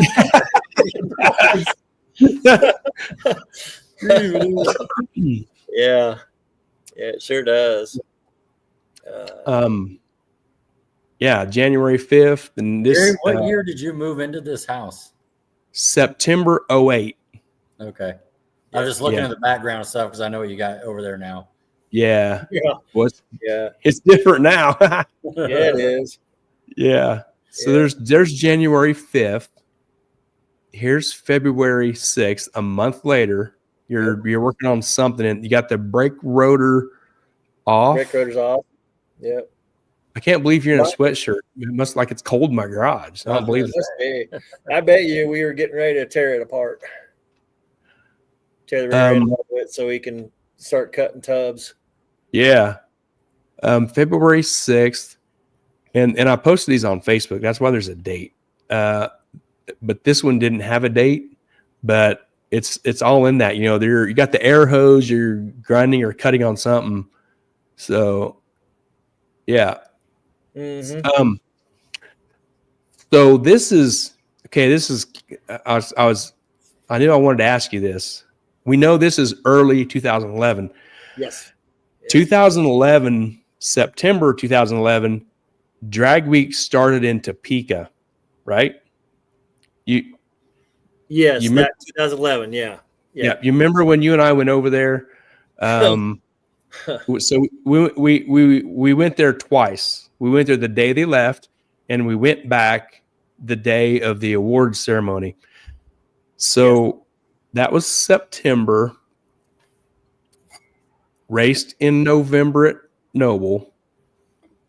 It's in my garage, January of 11. Had you decided at that point, because somewhere along this, and I don't remember when, you said we're going to do Drag Week. Yes, in I remember 2012. that. Okay, or 2011. January. We tried to do it in 11 because everything was there. I mean, all we had to do was just mini tub it, Yeah. Because I remember February 11. So you're saying in September is when the race is, and you got to get the job done? Is that what you're saying, Gary? Yeah. Drag Week used to be the only one, and it was in September every year. Yep. Yeah. First weekend. Yeah. Okay, so that's kind of important because, and you'll see in a little bit, but This is the next picture I got. That's that Brad Brand's car. Brad Brand's car. That was my dream car right there. That thing was so cool. Super Street Outlaw Mustang, and it was low. Man, it was like sexy. That's a cool car. Yeah. Oh yeah. I couldn't believe it. I walked around the corner, saw it there, and I was like, "No way!" Like, what race? Where's this at? What race is this? That's at Tulsa. He was at Tulsa racing. Yeah. Oh, maybe a throwdown or something. Yeah, I think it might have been the throwdown. Yeah, wearing a Neil Chance Racing shirt there. Cool. Yeah, yeah, yeah.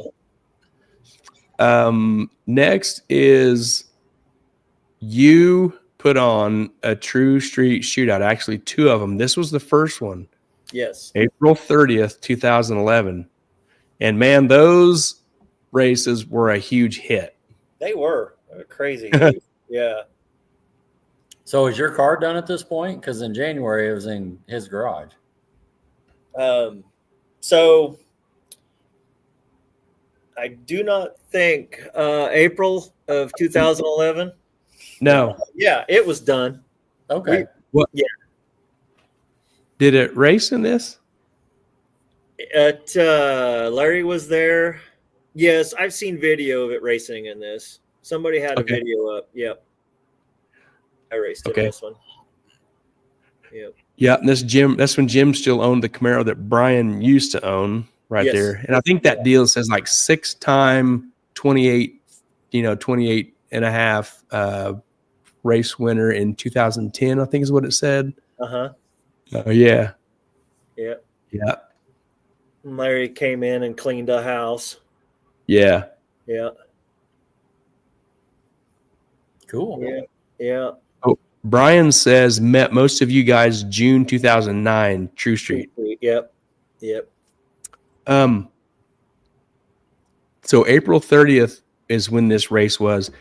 Do you remember what happened in May where your car was at?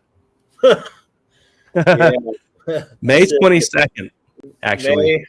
May was the car was up getting a color change in Joplin in May. And that's the last time that car was, my car right then. Yep. Tornado. Everything changed. Everything about your racing program changed that day. Yeah. Yeah. It threw me for a loop. I tell you what, building fell on top of it.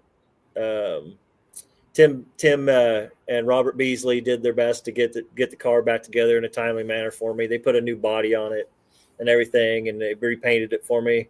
I couldn't have done it myself. That they did some miracle work, and the car turned out beautiful when it came back. Cool.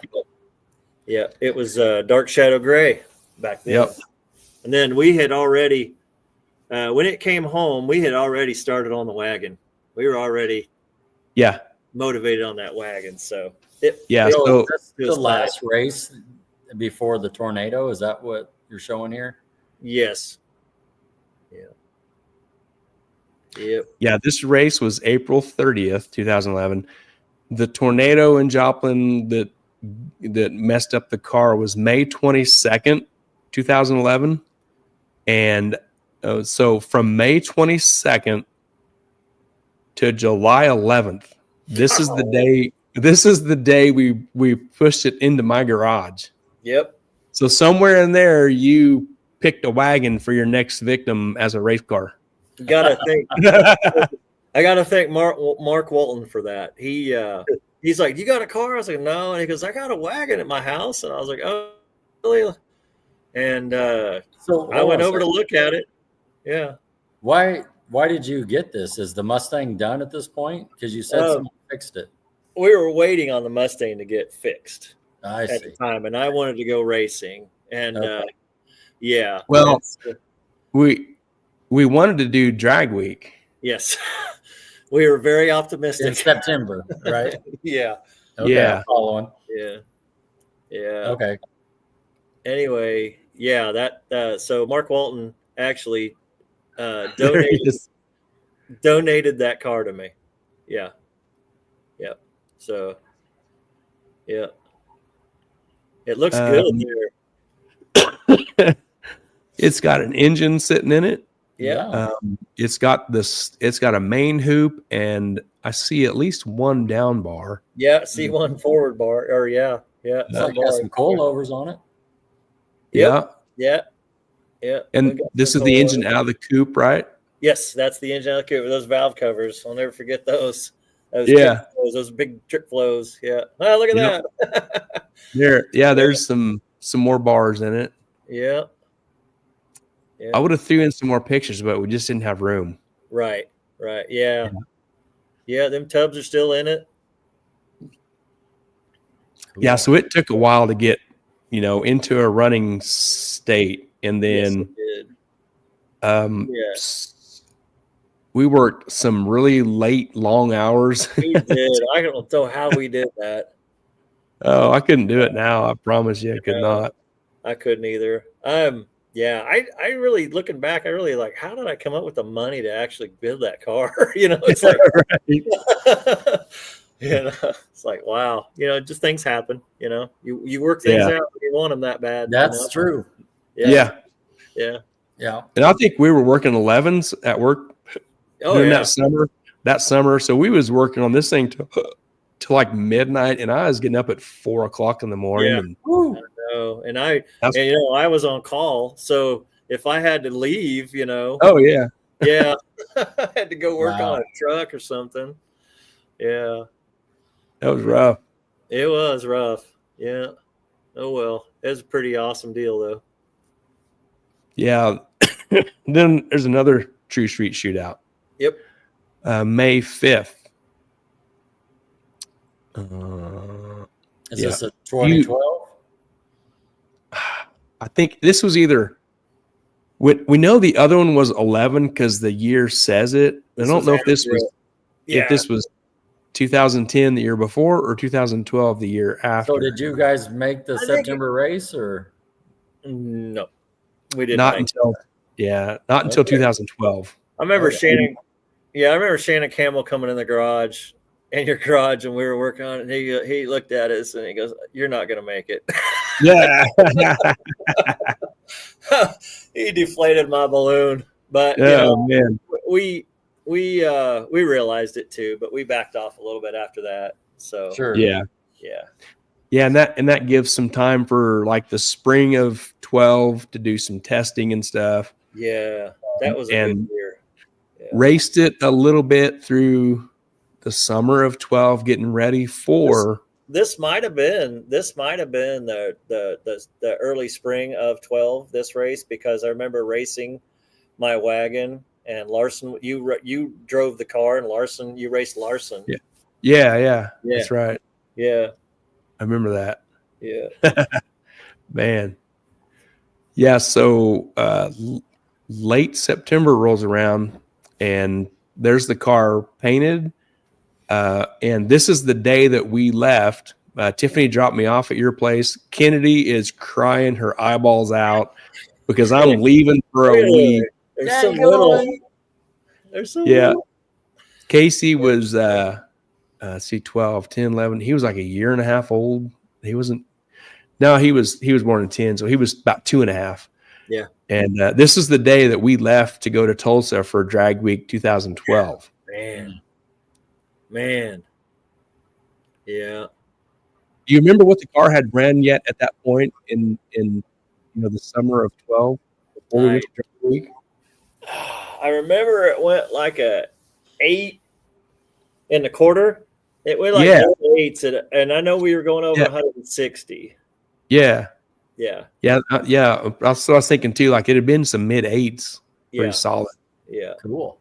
We weren't pushing it either. It was just pretty simple stuff. We didn't know nothing back then. With the blow through then, or it was fuel injected. Okay. Yeah, Gary and I, we went and got Holly Dominator off the. I mean, literally when came out, we literally bought them right out. We got the first gen ECUs. Right on. Yeah. Don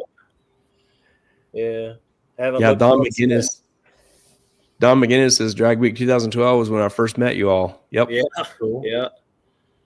No, I remember that day. I remember we were like, what the hell are we doing? Yeah. Yeah. Yeah. I'll have like 3 rolling drag week pictures. This was September 12th. We're on the side of the road. I know you remember this. Oh man, you know the story fuel pump. leading up to this. You remember that? Yeah, kind of. Okay, so we're leaving. We're leaving the track, and it was Shreveport, Louisiana. No Problem Raceway, wasn't it? Yes. Okay, we're leaving the track. We're heading down the road, and then I was like, we need fuel, and we tried to find a fuel station, and we couldn't find anything, so we had to dump race gas. We were running C16 back then. We had to have race gas in the car to make it to the gas station down the road. Well, we're driving along. We got everything filled up. We're driving along, and then I'm gawking around, looking. We come over this hill, and there's this crazy son of a gun right in front of us, running across the street right in front of us, and lays down. He's got bottles of water in his hand. And it was Larry Larson, just jumps right in front of me. He wouldn't have dared done that because my foot wasn't even near the brake pedal. And it took me a few seconds to find it because my brake pedal was far left on that car. And I panicked, and I think, oh, I'm going to be the guy that kills Larry Larson. Larry likes to joke. He likes to joke, he's a fun guy. But, yeah, I'll never forget that. And we filled up with fuel. And then we left, and we left after the gas station. We went down the road, and that's when the pump decided to say, I'm done. Yep. So we swapped it. And it was hot that summer and that week in September, and where we was coming down this road, there was a long row of trees, and you can see the shade. Yeah. There couldn't have been a better place to have to stop and work on the car. Yes. And in the shade right there. So that was nice. And I believe it was there was a lot of carnage on that road too, because I remember some other guys being broke down and along the way. We were always seeing all kinds of people broke down. That's day. Part of it though, right? I mean, basically working on your car all week. Yeah. Yep. And Rodney, those are 315s on the back of that car. I see you. Yeah, that was going to be one of my questions, so you got me there. Yeah. 315s was the highway driving tire. You bet. And the 275 radials was on the roof until we lost one. That's Barry Peters. Barry says, "Did you ever find that tire and wheel?" No. Somebody in Arkansas has it up on a fence post somewhere. Yeah. What's the story with that? You just left a post and you stopped at the next one and you're missing the tire and wheel at this point, or? I'm gonna let Gary take over on that one. I've got a picture, and I didn't discover this picture until just a few years ago, maybe 4 or 5 years ago. We stopped at a checkpoint and it was dark, and Keith, the driver, has to take a picture at the checkpoint and then show it to the hot rod people the next day to prove that you met the checkpoint. Well, I always took a picture also as a backup, just in case something happens. We for sure had the picture. So we get the picture. We're at this checkpoint. We go up the road. We fill up with gas. And from there, this is in Arkansas. We jump on interstate in Arkansas, and I don't know how many gallons that gas tank was. For the entire gas tank full of fuel that it took until we needed gas again, Keith was ripping down interstate. I don't remember how fast he was going, but it was the entire tank of fuel and did not stop until we needed fuel again. When we pulled over to get fuel, we pull up to the gas station. I don't even know what time it was. It was dark. Keith was driving. Obviously, I was the passenger side. We get out. Keith goes to walk around to go inside to the store to use the restroom. Pop the hatch. The fuel tank is back there. So I'm pumping gas in it. And I look on the roof, and there's only one tire up there. And we had two. And so there was two tires there. You can see in there, there's two fuel. There's a purple fuel jug and a blue fuel jug. We had stuff tied down up there. And I walk over to the side of the car and I look, and I could not believe what I saw, that there was only one tire on that roof, meaning we're missing one. Yeah. And man, I finished pumping the gas and I walk in the store. I open the door of the store, or the convenience, or the gas station, whatever. And Keith is in line with his stuff that he bought. And I'm looking at him, and I'm sure I had a, oh shit, look on my face. And he knew something was up. It did. Oh, so does the strap come loose or what? Yes. Hey, so I mentioned taking the picture at the checkpoint. I didn't notice it till this was 2012. I just noticed a few years ago. I think Barry Peter made a comment on Facebook way back a few years ago about that. I went back in my pictures on Facebook because I took a picture. In that picture, you can see the orange strap is like laying up on the roof. It's not like laid over stuff the way it should be. It was just kind of laying there, and we didn't even notice it. So we made that. We drove that whole tank of gas at interstate speed, and it was, I think, didn't a cop pull in there? And we told the cop, because we was kind of worried that this thing comes off the roof at 80 mile an hour. Oh, yeah. It's gonna. We were doing 80. Yeah. Somebody's gonna hit it. And was there a crash? Did somebody get hurt? So this cop, he radios and asks, all the directions if anything had happened, and there was nothing. So yeah, we had at that speed, and the tire come off of that. That probably the thing. That wheel combo probably went in the orbit. Yeah, we was worried it would have went across the median and met oncoming traffic. Yeah, dude, we have no idea where it went. And that was a Champion beadlock wheel with a 275. They're kind of heavy. Yeah. Yeah, you could see where the tire had skidded down the side of the car. It left a skid mark. Oh, coming off. You didn't hear it? Yeah. We didn't hear or see anything. It was that highway was so rough, and it was a construction zone the whole way. You remember that, Gary? There was real narrow. Yeah. So we'd been running the car on the 275s up to that point. So after that, we had to race on the 315s. So that made a tune-up change, didn't it? Right.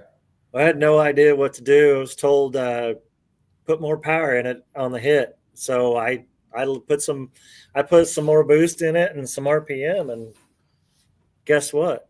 It picked up. It worked. It worked good. It's like, shit, we should have started out with them. Yeah. So yeah. Great. Yeah, Carr loved it. So I was we were so scared about turning it up, and was scared about everything we were doing. We didn't even want to change the air fuel ratio on the drives, because if we mess something up, we're going to be stuck on the side of the road for hours on end. And so it was a 12.0 air fuel ratio, I believe. And we weren't getting very good gas mileage, maybe 10 to 12 miles per gallon at the time. And then, so we were a couple scared newbies, for sure. Yeah. So there we are. Memphis. Yeah, that's Memphis.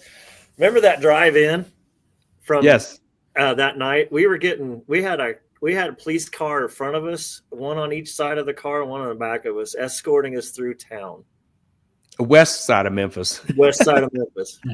We're headed to Littleton. Is that the name of the town? Was that Littleton or something like that? Was it Milton? Milton. Yeah, Milton. Yeah. That's Jeff Lutz's car in front of me, and it was raining that night. Yeah. So. And it looks like you just have one tire, so. Yeah.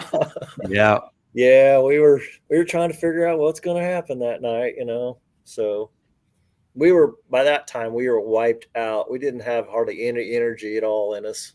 Yeah. Middleton. Middleton. Was that Middleton? There you go. Middleton. Yeah. Yeah, I'm glad we got to go to Memphis. I'm glad we got to experience it before they shut it all down. So Yeah, Yeah, that's a cool place. that's a great track. yeah, it Yeah. is. It is. Yeah. I got the 5.0. I can see I got the 5.0 badge on the little back door window.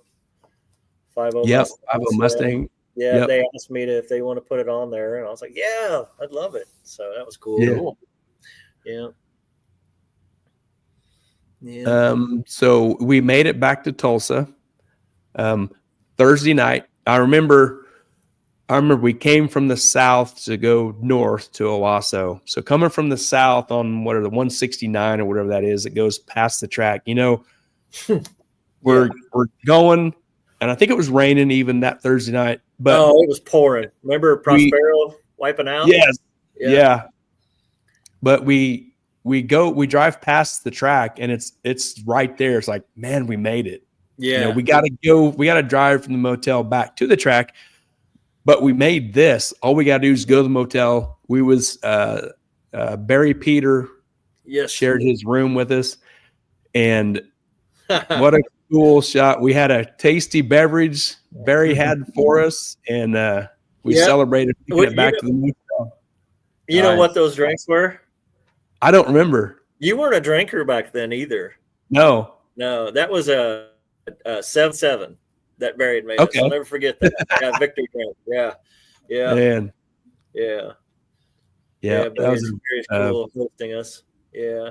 Victory I remember being so puckered up on that drive, from Salisaw all the way to Tulsa because of the rain. Yeah, rain was that.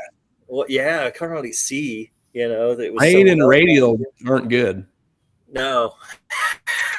We went over a bridge, a really rough bridge that had a lot of crown in it and potholes. And I remember the car floating on that bridge. And I was like, I felt like I was in a boat, I was like, oh, we're almost there. Now we're going to wipe out. But we finally made it.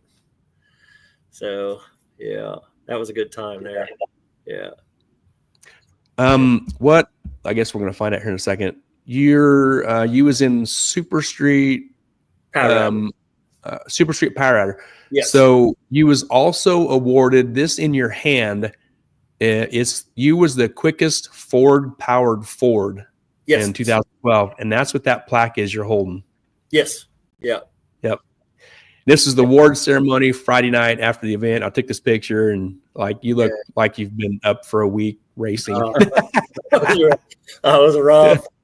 Yeah. Innovators West hat I had on. I wish I had another one of those. Yeah. Yeah. So, yeah, that was a rough week. I remember being so wiped out that week. We, no experience doing drag week, no experience at all, we were just flying by the seat of our pants. And I think we used every ounce of energy we had to do that week. Yep. I remember we come home. We came home Saturday and Friday night. Did we come home Friday night after the awards ceremony? Okay. And I remember thinking that was stupid. I don't ever want to do this again. Yeah, but after you thought it was stupid because I fell asleep at the wheel on an off ramp. 2 miles from my house at 53rd Street. Yeah, you were like, I think you woke me up. I think you did Cadillac or something like that. You were getting ready to smash a Cadillac. Yeah, I remember hitting the brakes, and I was like, oh my gosh, here we go. So, but yeah, we never did that again. Never left that. We stayed the next night. So, and then back to work on Monday. Yeah. And thought, man, I was whipped. But about Thursday rolled around, and it's like, man, I'm ready to do this again. We're stupid. Yeah. Yep. Yeah, it was like a full week of adrenaline. Yeah. It was. It's not for everybody, that's for sure. Yeah. Tiffany Pickle says, you looked so young, cousin. Yep. Yeah. And here is so you got third place in Super Street Power Rider. Yes. Do you remember what your average was? 8:30. I remember I had a bad day, and I remember it was 8:34 or something like that was my average. Yeah. And that battle for first and second was between Rick Prospero and Tim Reed. Tim Reed, the Pinto and the wagon. Yeah. So you're 830 something. So when I went on drag week in 2014, your average from 12 would have won 14. I know. That's crazy. Oh, wow. Yeah, it was. That's weird how that works. Yeah. Because I got second place. Eric Yost won, and his average was I think an 840 something. Wow. And it's like, man, your average would have won in 14. Yeah, that's irritating. But I mean, for our first time to get third in Super Street Power Adder for what we did in that short amount of time, I think that was a win in itself. You know? Yeah. Just Sounds making like it. Eating is just completing is a win. Oh yeah. I mean, that's right. Yeah, and then we finished out the week with an 817 and 171. That was awesome. I was like, where did that come from? But that was cool. Yeah. Mm-hmm. Yeah. And there's your third place 2012 plaque and the quickest forward from 2012. Yeah. And the Mako plaque underneath there. Mako from 10. Yeah. That's cool. Yeah. So, sorry. We went back to drag week in 2013. Yes, we did. This is Bowling Green. This is the Tech. And man, do you remember how hot it was? It was awful. It was 100% humidity in Tennessee. Woo. It was bad. Really, it was awful. It was bad. I'll never forget that week. Yeah. So that was Tech. This is, I don't remember if this is like the first day or Friday. There were some mechanical issues. Oh, we smoked, I don't know how many transmissions. We were having tranny troubles that year. Yes, that's right. Yeah. Yep. I don't know what it was, but a case saved it, or a case fixed it. A new case, or an aftermarket case. I think it just needed more fluid, in the circuits. And I think that aftermarket case had better circuits, bigger circuits. Oh, power. Because remember we had twin turbos on it this time? Yeah. A lot more power. Yeah. Yeah. Yeah. And it did it break testing or the first day? I forget, but we ended up putting it on the trailer. What's that? It broke first day. Yeah. We put it on the trailer, parked it out in the impound, and then unhooked the trailer and just jumped in your work truck. And we drove the whole route and hung out the rest of the week. Yeah. Okay. Then Dave and was it the Shore brothers? Is it Dave and Jack? Yeah. Jack Shore. Right. Yeah. Dave Shore. Yep. Yeah. Somebody hooked them up with you on Friday. Yeah. I think it might have been Jake. Okay. That told him. Yeah. I remember going down to TCI to get to get parts. Yeah. When we were at Memphis. Yeah. That's right. Yeah. Man, I forgot about that. Yeah. Barry and I stayed there at the track, and you took off and drove to was they in Mississippi somewhere not too far from Memphis? Yeah. Not too far. Yeah, TCI's in Mississippi. Yeah. You drove down there and bought some stuff and came back. Olive Branch. Olive Branch, Mississippi. Is it right? Yeah. Mm-hmm. Which is basically what track is right there too. What's that? Is that Holly Springs? That's right there too. Mississippi. Oh, might be. I think so. Yeah. Yeah, I remember walking. I remember seeing the Holly Springs exit. So I thought. Yeah.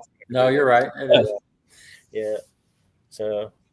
Yeah, but we got it back together and we busted off a low 8 at 177. Yeah. Smoked the transmission again. I was like, okay, done. We're gonna redo this whole program. So that's when I fixed it. Man. Yeah. Flip got me squared away. Good. So that was 2013. Then a period of time went by, and then you go with Gavin in the Cougar. Yeah. That was an awesome week, drag week. Yeah, Gavin's car. His goal. He's like, Keith, you think we can go mid-8s all week? I was like, yeah, it's a Pro Charge combo, F1X. And I told him, yeah, we can do it. Let's do it. And so we went and succeeded. But right here, we lost a valve spring. And we lost a valve spring. And then I think he was on his phone looking for somebody to bring him some valve springs. And I think somebody did get a hold of some springs. So we were there for quite a few hours. But you couldn't have picked a better place. The shade. That weather was gorgeous. It was outside Byron, Illinois. The Byron drag strip, as we had just left there, and then just plumb gorgeous. And we were on a hill, so we saw everybody drive by, all the cool cars and whatnot, while we were waiting on parts. And we tore everything apart, and then everything apart. I actually ended up getting a keeper flung out. And poked me in the forehead. I was bleeding like a stuck pig. For them keepers come flying off. Anyway, everybody was looking for it, and I was like, we tried for hours, nobody could find it. So luckily we had more keepers coming. So, but we got together. Car got back together, and on down the road, and we got to achieve our goal, and that's when Gavin put the thing on the bumper at Cordova. That was a cool picture. Yeah. I forgot to tighten the struts up on the front after we got back. Is that the last year that Gavin's car has ran? It probably has. Yeah. Probably. Yeah. Moving on. This was our first. Well, this was second. You and I's second trip to PRI. Just a kind of a funny picture. We're having a good time. This is the Total Seal booth when they had their party, after hour party, and just a good time, man. Yeah. Hanging out with friends. Oh yeah, PRI is always a good time. Yeah. There's Paul and you and Gavin and me. Yeah. Yeah. I remember Finnegan being in the booth, and Mark and all the other guys too. That was a pretty good time. Bud Lights for everyone. I remember that. Yep. You can see him back there on that table. Yeah. They're correcting you on that. 2017 looks like. Oh, with Gavin. 15? 17. 17, yeah. Gavin did race week 17 in the Cougar. Okay. 17. Yeah. He would know.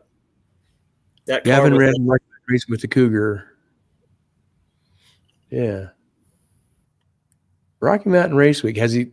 Oh, man. Where'd you go, Keith? He's got this little white swirl. Oh no. Swirl, Mark. Come back. That he's been pretty solid. Yeah. Man, you guys look so young there. I know. I don't remember what year. So this. Right to ask you that. What year this was? Yeah. 14. I think this was like 16 maybe, because Keith and I went, just him and I. He's completely out.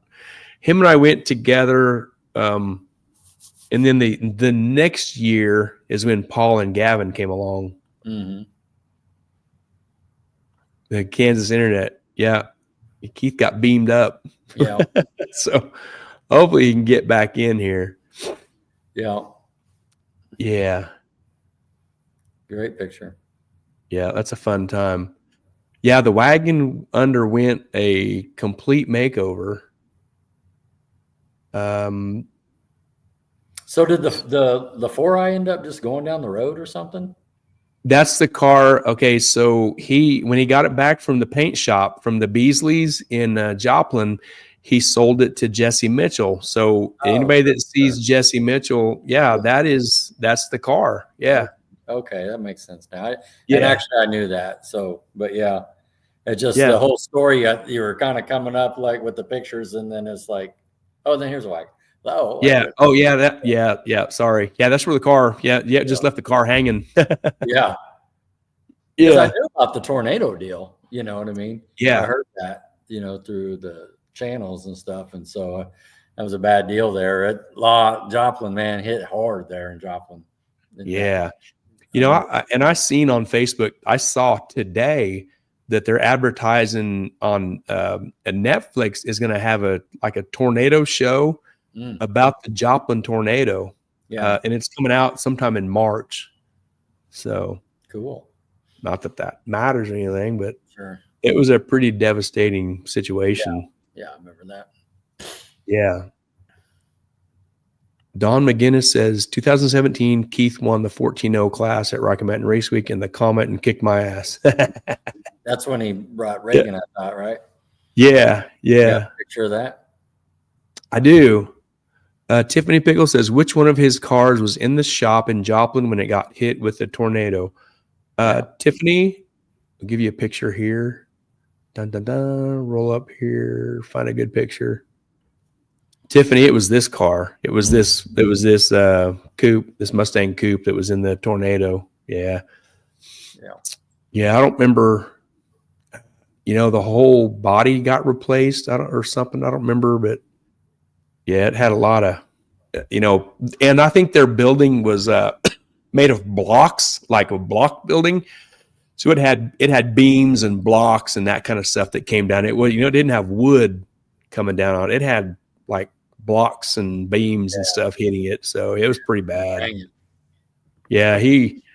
I remember that phone call and he was pretty devastated. He called and told me about it. And he was like on the way down there to check it out. And it was pretty devastating to his racing operation. Oh yeah. That's a big deal. Yeah, there's Charles releasing a tornado documentary in March. Yeah, it's on Netflix. Oh, there he is. I'm back. You're back. There you are. Back. I don't know what happened. Everything just dropped out. Yep. Elon Musk beamed you up. Yeah, I guess so. Yeah. Cool. Let me find out where we was at. Okay, we was digging into. Let me find it. Back up here. Okay. The wagon got a makeover.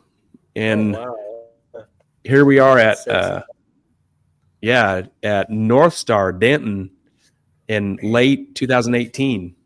Yeah. And it's had a giant makeover. Yeah. It did. Looks good like that. 183s, small block Ford, Yates headed deal, Yates headed setup, 434 cubic inches. Brad Emscheid painted the car. Yep. Paints Unlimited in Salina. Yeah. Yep. Painted the car, man. It's a sexy car. And then got a new nose on the front of the car. Tried out that snow plow. Yeah. The fuel, I was still running 85. I was doing Renegade, and the car had a whole different feel to it though when I changed that combo out, and it really showed.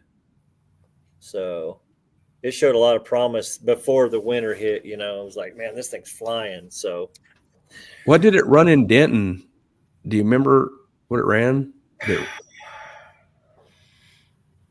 It didn't go in the fours just yet. I think we made one pass with we made one pass with no CO2, and then we made a second pass, and I think it went like a 540 on an aborted run because I only went down because this was all new combos because I went down and lifted early. And then we made a third pass, and I think that's when the rod exited the chat. Oh, yes. Do you remember why you made a pass without CO2? Who would do that? What kind of racer are you? I was going to ask if that was an option. I think my crew guy got stuck to the track prep and just couldn't reach it. No, it was actually in the staging lanes because Keith was in the car. He was tied in, helmet on, and I was checking tires. While I was kneeled down checking the driver's side tire, this is what I heard. Blah, blah, blah, blah, blah, blah, blah, blah, blah. I said, yeah. I thought he's asking me about the tires. And I said, yeah. So he gets to oh man, he gets up, does the burnout, takes the tree. When he leaves, it goes, you can hear when a car isn't in boost, and it goes, blah. And I thought, oh man, he was asking me if I turned on the CO2 bottle. He wasn't asking about the tires. Yeah, sure enough. And I was like, man, I'm fired. But that's exactly what it was. It was, did you turn on the CO2? Well, he wasn't concerned about the tires. Yeah. But with the helmet on and him in the car and I'm back there, he said something and I assumed that's what he asked. And Sure. I was wrong. Sure. Yeah. And in this makeover, it had Kirky seats in it for a long time. He ended up putting this bench seat back in. That looks cool. It looked pretty cool. Yeah, it looked really cool. Yeah. This Comet comes along and like like Don McGinnis said, 2017, right? Yeah, yeah. Him and Reagan go on Rocky Mountain Race Week, and he wins the 14-0 class. That's awesome. In Rocky Mountain Race Week. Yeah, had a tough week. He had to do all the strategic stuff to make that work out, and it worked out. Cool. And I went somewhere. I met him. I hooked up with him, I think, when they came to Great Bend. Okay. And then rode with him the rest of the way. Oh, yeah. okay. Yeah. Yeah. It was really fun. Yeah. I was kind of the third wheel. Sure. Yeah. Hope he comes back here in a little bit. This is Joe Barry on the right and his wife, Michelle, in the black shirt with the yellow writing. They're from Colorado Springs. And the kid behind him there is Joey. That's their son. Okay. And obviously there's Gavin and Reagan and Keith there. And I see him there. There he is. Yep. Welcome back in. What's going on here? All right. There's the man in the hour right there. There's Joe Barry, Michelle, Joe Barry, Reagan, Gavin, so this is 17, right? This is when you won 14-0. Yeah. I Reagan, popped that picture up, you and Reagan. Yeah, Reagan's little Mercury Comet there. Yep. And the Barrys. Yep. Yeah. Man, I can't say enough about those people right there. They're the best people in the world. Barrys. Yep. They are awesome. Yeah. I wish they lived closer. I did too. They're only 5 hours away. Just saying. Yeah. Yeah. Yeah. And Gavin's car is in the background. Oh yeah. Yep. Yeah. We were in Morrison, Colorado. Yep, right there. The hotel was just to the left of us, right there. I remember that one. Yeah, that was Rocky Mountain Race Week. 17, right? Dom said 17. Yeah. Oh man, 8 years ago. Woo! I know, time flies. Yeah. Then we get into Armageddon 2019. You remember this? Outlaw Armageddon. Guy Kelly and Lizzie. Yep. Yeah, I remember after the drivers' meeting, I think we met up with him, said hi. Yep. Up on the starting line. Yeah. I smacked Guy on the ass in this picture. You did? I did. I smacked him on the ass. Crazy. Yeah. Yeah. No, but dang. Yeah. This was a great race. That was awesome. That was a crazy race. I should do a play-by-play on this one. It was that's Derek Kelly in the other lane right there. Yep. Anyway, this was this was small tire, I think, the small tire class. Yeah. Anyway, I knew we had him, and everybody, I didn't really know Derek Kelly back then either. Everybody says, "Oh, he's the fastest here. You're going to get your ass handed to you." And I'm like, okay, I'm just going to have to figure this out and turn it up. And I told Gary, I said, I turned it up everywhere, and then I added 11 pounds on the scramble, and we'll see what happens. And then get up there. I'm really nervous. I don't know why I was so nervous on this race. I think everybody was just hyping him up, or just telling me that you're gonna get tore up. Well, anyway, I'm like, okay, I'm gonna go in this. Probably gonna lose, and we're on pro radials, by the way, drag radials. We did low pressure on them. It was like you can see the wrinkles in the tires if you look closely. There was like 9 to 10 pounds, I think, we were running on those tires.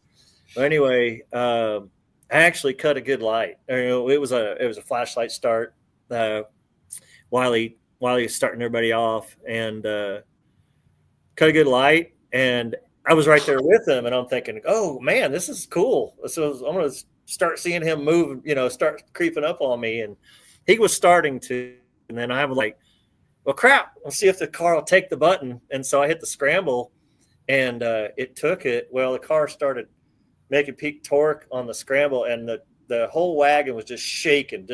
It was basically trying to break the tires loose the whole way down the track. It was just shaking, just rattling. And I'm thinking, man, I'm gonna break tires loose eventually, but they never broke loose, so it stayed, and then it finally hooked and took off. And I remember seeing him at the corner of my eye, but I didn't know exactly where he was at because I was paying more attention about the track because it was a no prep race, and I was like, this car's going to come unglued somewhere down the line. Well, it never did. We had quite a bit of weight in the back. We had what did we put back here? I don't remember. Yeah, it was enough. But anyway, I didn't know if I won or lost when we got to the end, and I get out and put my chute up. My phone is just blowing up, and say, well, something must have happened. So yeah, that was an epic race. Just my fender, but still, a win is a win. Win. Yeah, I was pretty humble about it. I was pretty excited. I met Lance Niggy that week too. You remember? Yep. That was the first time. Yep, he was pitted right across from us. Yeah. So he's a cool dude too. So yeah. So epic year that year with that car, and then we get to go back this year and go race in a coupe. Sweet. Yep. This gets into. Yeah. There you go. A different iteration of the wagon. Yes. That's how the whole 6-cylinder program started is because basically sacrificing everything to start this chassis business. I didn't have any money to build I sold the motor to buy tooling, sold the small block Ford and the turbos to buy tooling so I can get my business going. And I still wanted to race. So I really liked the 6-cylinder in the truck. And so I pretty much built what I thought would work in a 306 in the wagon, and I made it fit, and didn't think that was possible, but as you see, it works, and made it work, and it runs really good. It was an 80 millimeter turbo, stock crank. I had stock rods and in it at one time, and it went tins, tie tins with stock rods, stock crank, TRW, just basic TRW out of the box pistons for these things. And I just ran fuel injection on it, what I thought would work, and LS coils, and lo and behold, it hauls ass.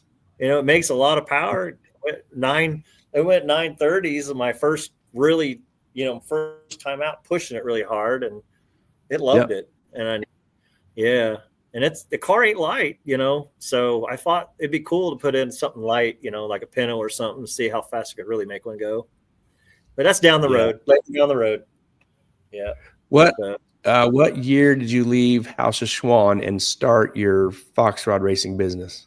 2020, the end of 2020. I gave notice in October of 2019.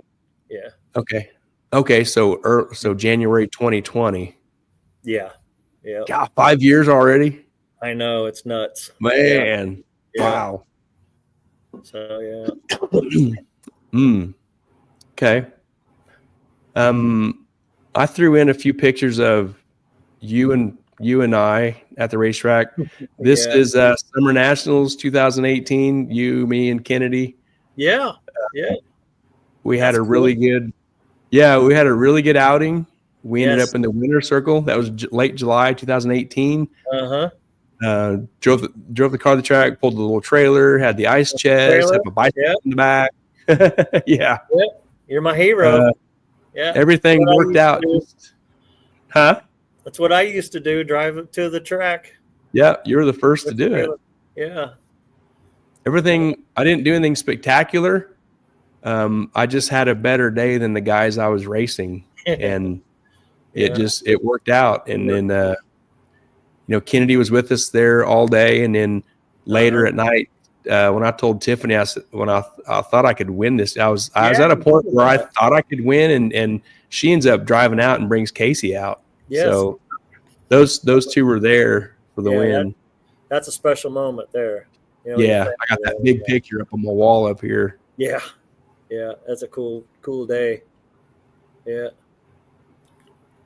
And here we are, September 11th, 2022. This was on a Sunday. We got rained out on Saturday, and this was a second chance win. I think I beat Jesse Mitchell on the second chance. I don't remember, but either way, there we are again.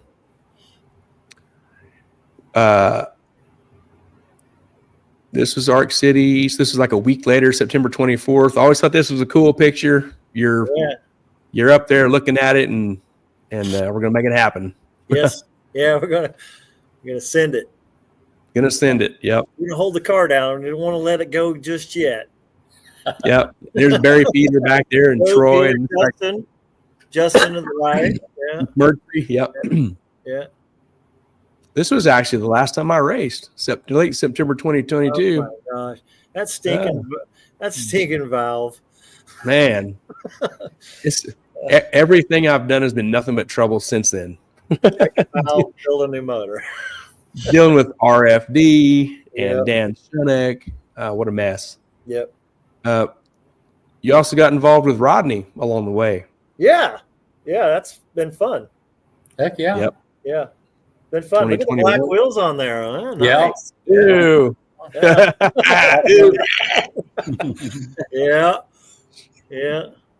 That's a screaming motor there, boy. Yeah. I always love the sound of your car when you get up there on the brake and bump in. It just sounds like it's just, I want to go. Let's go. It's ready. Let's go. Ready to eat. Man. Yeah. Cool. Yeah, I love having you around at the racetrack, and I love being with you when you're racing. I love it when you're with me racing. That's why I put them pictures in there. Yeah, we kind of go well together. I mean, we're kind of fluid on our work and everything. Yes, it works out. Yeah. I can't wait to get back to that again. Yeah, me too. Hopefully this year. Yeah. And Rodney, if obviously I'm not racing, my car is whatever, and you're not, so we'll go help Rodney, and that's a lot of fun helping out other people too. Yeah, it is. It's fun. Yeah. Here's Nick Roberts' car, the Devil's Glue car. You built this? Built that car. Yep. Yeah, that was a cool build. That was one of my first builds. One of the first builds when I first opened up shop. Yeah, like a complete deal. Yeah, and I wanted it. Yeah, full chassis. I wanted it to be special. All the dreams and the ideas that I had over the years about building a car, I put into his car, which I think turned out awesome. Full interior, true street car, but yet it can go small tire racing. It's light too. I did all kinds of work to make that car light with the interior. Yeah. Got the back seat in it, made all that work. Yeah. Heck yeah. Yeah. Looks like the back cushion is trimmed for the tubs. It all fits. Yes. Yep. Yeah. Yeah. Even that lower cushion's trimmed for the tub, and it all fits in there nice. Yeah. Yep. And the only way the interior quarter panels went in that car was with the roof was off. They would not You can't get them in or out now. Okay. Man. Yeah, they had to squeeze in there. Everything, all the tubing, as you can see, the tubing is super tight in the car. Right. Yeah. Yeah. So yeah. Here's one of the billet boys, Troy Aves. Boys. Yeah. Look at that. It's cool. Yep. That is a nice car. Love that car. Hopefully this year, sometime this year, pretty soon, we're going to see this back out. I want to see that car go so bad. It's. I'd like to see it with some shiny wheels, but you know. Yeah. I don't know. I think it works with the black wheels. You built this Maverick. This is a no prep car, right? Yeah, street race, no prep. Johnny Cammon's car. Yeah, it was intended. A lot of the cars that I intend to build for myself end up getting sold. So he ended up coming in the door. Actually, Nick Roberts posted a picture of it with his wheels underneath it one day, and then Johnny showed up and said, "Hey, what do you want to sell this for?" I'm like, "Really?" So it ended up being his car, and don't get attached to it. Yeah, I'm not getting attached to these cars now, but he's out racing it now, and that thing is unbelievably fast. Have you seen the videos of that thing? Yes, against those guys. Pretty recent, within the last week. Yeah, I'm like, holy cow! Once he gets this thing ironed out, this thing is going to be hard to beat. Cool. So it makes me feel proud. I mean, yeah, because that's one of the earlier cars. So yeah. There's Doc McIntyre. Doc McIntyre. We brought that Corvette in under cloak and dagger because he wanted to keep it a secret for a while, and so now that cat's out of the bag. But it was 63 split window Corvette. He needed some work done on it too. We did some extensive work on the front end and fuel cell in the back and moved some things around and actually got him to fit in the car. Had to move the brake pedals and a footrest. And so, yeah, it was a pretty good deal. They really liked it. They enjoyed it. Car is super light. And that's his, that's going to be where his Goodwin Hemi's going in. And car is ultra light. I mean, it's 1,600 horsepower NA motor in that car. We're going to see some sixes, in that car. So, yep. So I wouldn't be surprised if his first outings he's going to hit sixes or right out the gate. So yeah, a car. Well, it's a well built car. I mean, you got to hand it to the guy that built that car. He's did a really good job. Do they plan on making drag week in September this year? Yes. Okay. The last I heard, yes. Yep. Okay. Yeah. Motor. I've seen shots of the motor in the car. Ooh. Yeah. So, yeah. This last little chunk of pictures is your shop coupe that you're building right now. Yes. Yeah. It's kind of like a brainchild of Callie Nate and I. What we wanted to build. So basically it's what it is. The engine set back 8 inches, big tire, small tire car, super lightweight. I skinned the whole car. It doesn't weigh a thing. I mean, I got the car from Johnny Cammon, customer of mine. He pulled that car out of a tree row, and I'm like, perfect. Because I don't want to build a no prep style car that's nice. I wanted to build something that I don't have to worry about, later down the road. So here's the chassis in the back. And these bottles were afterthought. They were in the back, but the tubs were so big that they didn't leave room for the bottles. So I had to move everything around. I moved the battery over the axle. The bottles were over the axle. That's a nitrous bottle and a CO2 bottle. And then the fire system's going to hang off these other 2 lateral bars. Okay. So two 5-pound bottles are going to be in there. So, and then there's blow down tubes going all the way to the back to the tank. And then they're going to carry on to the wing. Most people were going to have their tube out the trunk lid, but I wanted to try something different and go out the wing. So I'm going to have a little deal going there. So, yep. So cool. I love this car. It's a cool car. I love it. Yeah. So. This is Gavin's car, right?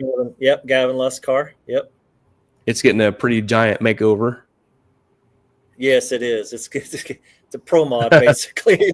But we're making it. We're making it for. It's still got stock frame rails in it up front. It's going to have stock floor pans in it.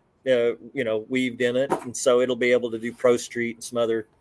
I want it to enter a lot of classes. Is basically what I'm saying. So I wanted him to be able to use the car at any time, and so that's what we're doing. So engines in the factory firewall place. The firewall in these courier, they got a lot of the firewall sets way back in some spots and it sets way forward in others. So you just got to figure out how to make that work, with the rules, but I think we got it. And so car's going to be, it's a small block Ford twin turbo deal. He ended up buying my engine combination. And then he's got a floater rear axle, turbo 400 setup. It's going to be a cool car. Nice stuff. Yeah. It's going to look, it looks so good on the ground. I mean, yeah, it looks so good on the ground with the wheels. He's got some really nice parts in this car. So he's going to be in for a shocker when he lets go of that training brake button in this car. Yeah. Totally. When do you think you'll have this one done? We're getting close. I had to stop on it here this month and finish up another vehicle. But man, I'm projecting with all of this done now, doing the sheet metal work and carbon work in the back. I'd say realistically, the next couple months I should be able to be close. So yeah. And Here's another project. Yep, this is another one of those I wanted to try out, and it's a factory 4-link Mustang Fox body. I made a jig off of the current, the factory 4 links. So I made a jig, bolted everything on, and then I put these brackets on, and then I've just decided to do all the tubing, triangulation, and everything. So it's super stout, really lightweight, no frame rails in it. But this is going to be a limited car, and some no prep as well. So, but these mounts are raised up 2 inches from stock, so it allows the car to be lowered without having to change the geometry. Cool. So yeah, but it's a really cool build. I can't say enough about it. That's the latest version, of my cages. And so then we got a S550 in the background there. If you see it, it's getting a full cage setup for it too. Cool. So yeah, it's a nice setup. Twin turbo, FFR motor. It's more of a roll racer, car takeover car. Oh. Yeah. So. Yep. The last 2 I have here you sent of this young man. Yeah, what's he doing? So I am doing some internships, and I have this guy right here. His name's Lucas, and Lucas goes to McPherson Automotive Restoration School. Oh, cool. And he's green. He's learning from the get go. He doesn't know anything about cars, and I said, you know what? If I was to start over, I would do exactly what you're doing, because I learned a lot of bad habits, before I got into cars, but we got him, dialed in with decent stuff. He's doing some bead rolling, and he did some template work. And then he made these covers for the back of the front of the wheel tubs, the block offs behind the sides. And so they fit really nice. They're all welded in now.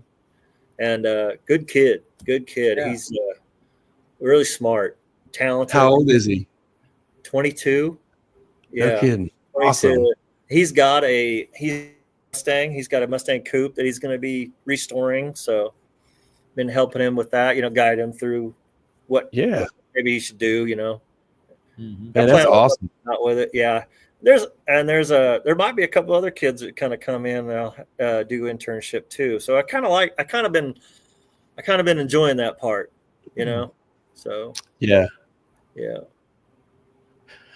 Well, that's the end of the pictures we have. Yeah. And yeah. There's a comment here. Tiffany Pickle says, I can't wait to see you race in Arc City. Yeah, me too. Us too. I'm ready to get back in a car. Sure. Yeah. Yeah. Yeah. Mm. So we talked about the story about Marty's chance. We didn't bring that up. Oh, right. The Mako deal. Yeah. Out here at Wichita. Yeah. I don't know, Rodney, if you heard about it.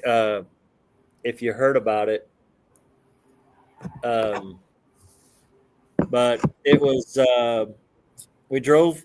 Gary was with us that day, and we drove. We took the car, the Mustang coupe, to KID or Yep. WIR. I don't know what it was back then, but anyway, in 2010.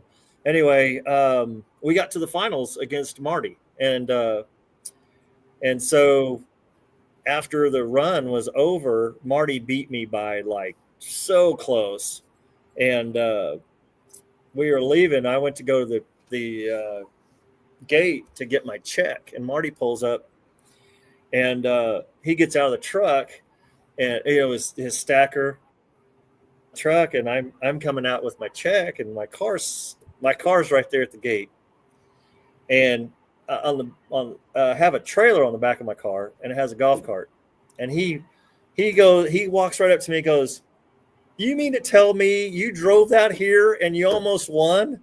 He goes, "That makes me want to turn around and burn this rig down right now." That's great. Oh yeah.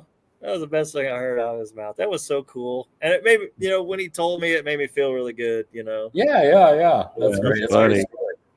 Yeah. Yeah, just gonna drive home. That's all. Gonna drive her home. Yeah. Mhm. That's it. Yeah. So Charles says, how far out is Keith on having work done? oh my gosh. After my Mustang. It's a while. We are backed up quite a bit, and their shop is like a revolving door right now. It's just cars coming and going. I opened up my garage door, and just about 4:00, and a car drove in. So I got a Vega show up. We're doing a front end on next couple weeks. So he's got a race in mid-March. So Cool. So yeah. But yeah, it's going to be a while before I can get any major cars in. So yeah, we got these Mustangs, and I've got 2 coupes waiting in the wings out here that I'm going to be building myself. One I may keep, or I may sell the one that I'm building right now, but one I may keep for racing around here with you guys. More of a X style car, X275 car. I think both of them are going to be built that way, carbon copies of each other, and they're both Texas cars. Actually, they're both from South Texas, clean, no rust. So I want to do something special with those, and then I got a hatch that's going to come in as well. That I want to make a daily driver car for daily driver class. So leave everything, full interior and everything in it. So might be a Coyote deal. So cool. Yeah. So yeah, we got good help. My brother, he comes by every now and then and helps out. And then my part timer, Todd, he's excellent work. I can't say he does great work. He's always willing to help out and willing to get in there and do the work that I asked. So, and excellent fabricator. So, Cool. Yep. So that's just us, just us 3. Yep. We can do a lot of work in this small shop. So we'd like to build a 67 fastback one day. Oh, when I retire. Right. Yeah. That's when I retire. Yeah. Streetcar. Well, Gary, do you have anything else? I don't. We probably ought to wrap this up. Okay. This is our longest one yet. Oh, was it really? Wow. Yeah, I think It so. goes by fast, doesn't it? I mean, It does. I just looked at the phone. I cannot believe it's 9:44. You were right, Gary. know. You were right. It goes fast. It's fun. Yeah. Yeah. Yeah. Yep. Okay. Fellas, it was nice talking with you. Yeah. Thanks for coming on. Yep. If you got any special thanks you want to give out to businesses that help you or anything like that, this is your shot, and then we'll wrap it up. Yeah. Gosh, where do I start? Innovators West. I can't say enough about those guys. Mark over at Advanced Engines, he's always helpful. Any questions, he's always answering. Mel Hammond and Ford, all the guys over there, Nick too. They're always willing to help me out no matter what. My vendors, Racecraft, 10 Soldiers, those guys ship stuff out right away. Even Tim McCamus, all those guys are just so good about helping out. Some guys that don't get talked about much, they're out there still. They're OG. Carl Loader. I kind of lean on him sometimes, and that guy's just a plethora of knowledge. Yep. He's such a good dude. And then, my help as well, Todd and Sean, and at times I have some other friends that show up, as well, help out. My customers, I couldn't do anything without you guys. I couldn't. I'm pretty blessed with all the work I get. And it's times I'm thinking I'm overwhelmed with too much work, but then it could be the polar opposite, and I could be sitting twiddling my thumbs, and that's not good. Especially for me. But my wife, especially, she's 24 years we've been together. She's been by my side, and she's supported what I did. Nice. Congratulations. Yeah. Gavin Lusk for pushing me to start this deal. If it wasn't for him, I wouldn't be doing it, because he's kind of like my crutch I could stand on to help out. He's good. So, yep. Gary, Rodney, you guys, Shannon Campbell, people I look up to. Without you, this wouldn't be happening. So for me, right on. And right on. Happy to support. Yeah, Yep. The welding tips, they're priceless. I got welding tips. I can get a hold of Gary. Yep. Yeah. Right. Shannon, got questions between me and Shannon, and we can hook you up. Oh my God, yeah. It's crazy what you guys know, what you can help out with. Yep. I say that's about it. That's all I can think of right now. So okay. Well, you did a great job. A lot of great pictures and history about you, and it's Gary was along for the ride the whole way, so we know what Gary was doing at that time too. So that's good stuff. Yeah, it was good. Good, yeah. Couldn't think of another guy to hang out with, Yeah. Yeah, we've done a lot of really cool stuff together. Yeah. And lots more to come, I promise. You bet your ass. We're gonna do it. There's a lot of fun surprises on the horizon. Yeah, I can't wait. Rodney's get his car out here soon, and keep the racing, and smell that fuel, smell that race fuel. Nothing better to get you going. Tiffany Pickle says, great show. Love hearing more about my cousin racing, and it always makes my heart happy hearing racing is continuing in our family. Cool. Thank you, Tiff. What a great statement. And she says, my kids and I are so proud of Keith. Nice. Thank you. That's awesome. Thank you, cuz. Man, that's so cool. You got some good family. Yeah, that's good support. Yep. All All right. Man, Keith, thanks a lot for your time tonight. You should probably be in bed. Tomorrow's a work day. Yeah, I know. Yeah. It's about an hour and 40 minutes past my bedtime. Yeah. So you can sleep in a little tomorrow, okay? Okay, thank you. Yeah, man. Dude, all right. Okay. Man, I love you like a brother, buddy. Love you too, buddy. Just, that. So yes, I do. We're gonna do some fun stuff down the road. You bet. Rodney included. Yep. I'm already at the track. You guys come on out. Yeah. He's way ahead of us. He has an engine on the stand. Yeah. Two. I got a schedule and everything. You guys come racing. Yes. We are. That's right. I think this is going to be a really good year for us, guys. You bet. I do too. I do too. Yep. Well, cool. All right, Keith. We're gonna split. Okay. All right. We'll see you. Okay, we'll see you soon, Keith. Okay. Woo-wee. Woo-wee. I had some great stories. Yes, good times. Yeah. Yeah, and Man. just like being local here, I knew a little bit about just at the end though, talking through it though, that's some good details though. Yeah, I don't know if I'd ever do a drag and drive. The more stories I hear, the more I would not, Yeah. There's a lot of scenarios that can play out. It depends on what kind of car you take, what kind of goals you have in mind. Yeah. Do you take a race car or a little less of a race car? You just Well, it looks like he had the most fun when he won the 14-0 class. I think he did. I think he did. Yeah. No, that's good stuff. Yeah. Good job. A lot of good pictures and stuff. That was good. Yeah. Yeah. We knew he would be a great show with great stories. Yeah, definitely. And well, let's wind this up. Let's give a shout out again to our partners in 2025 Mid-America Dragway, Ultra Color Collision Repair, Titans of 10.5, the fastest small tire series in the Midwest, Mobile Recon Mobile Detailing, Sandlin Iron and Metal Auto Salvage, and Harry Street Carpet. Thank you very much for being awesome partners in 2025. Thank you, Larry. Yep. Larry, that was great. Thanks, Larry. Doug Perry, great show, guys. Lots of neat stuff tonight. Thanks, Larry.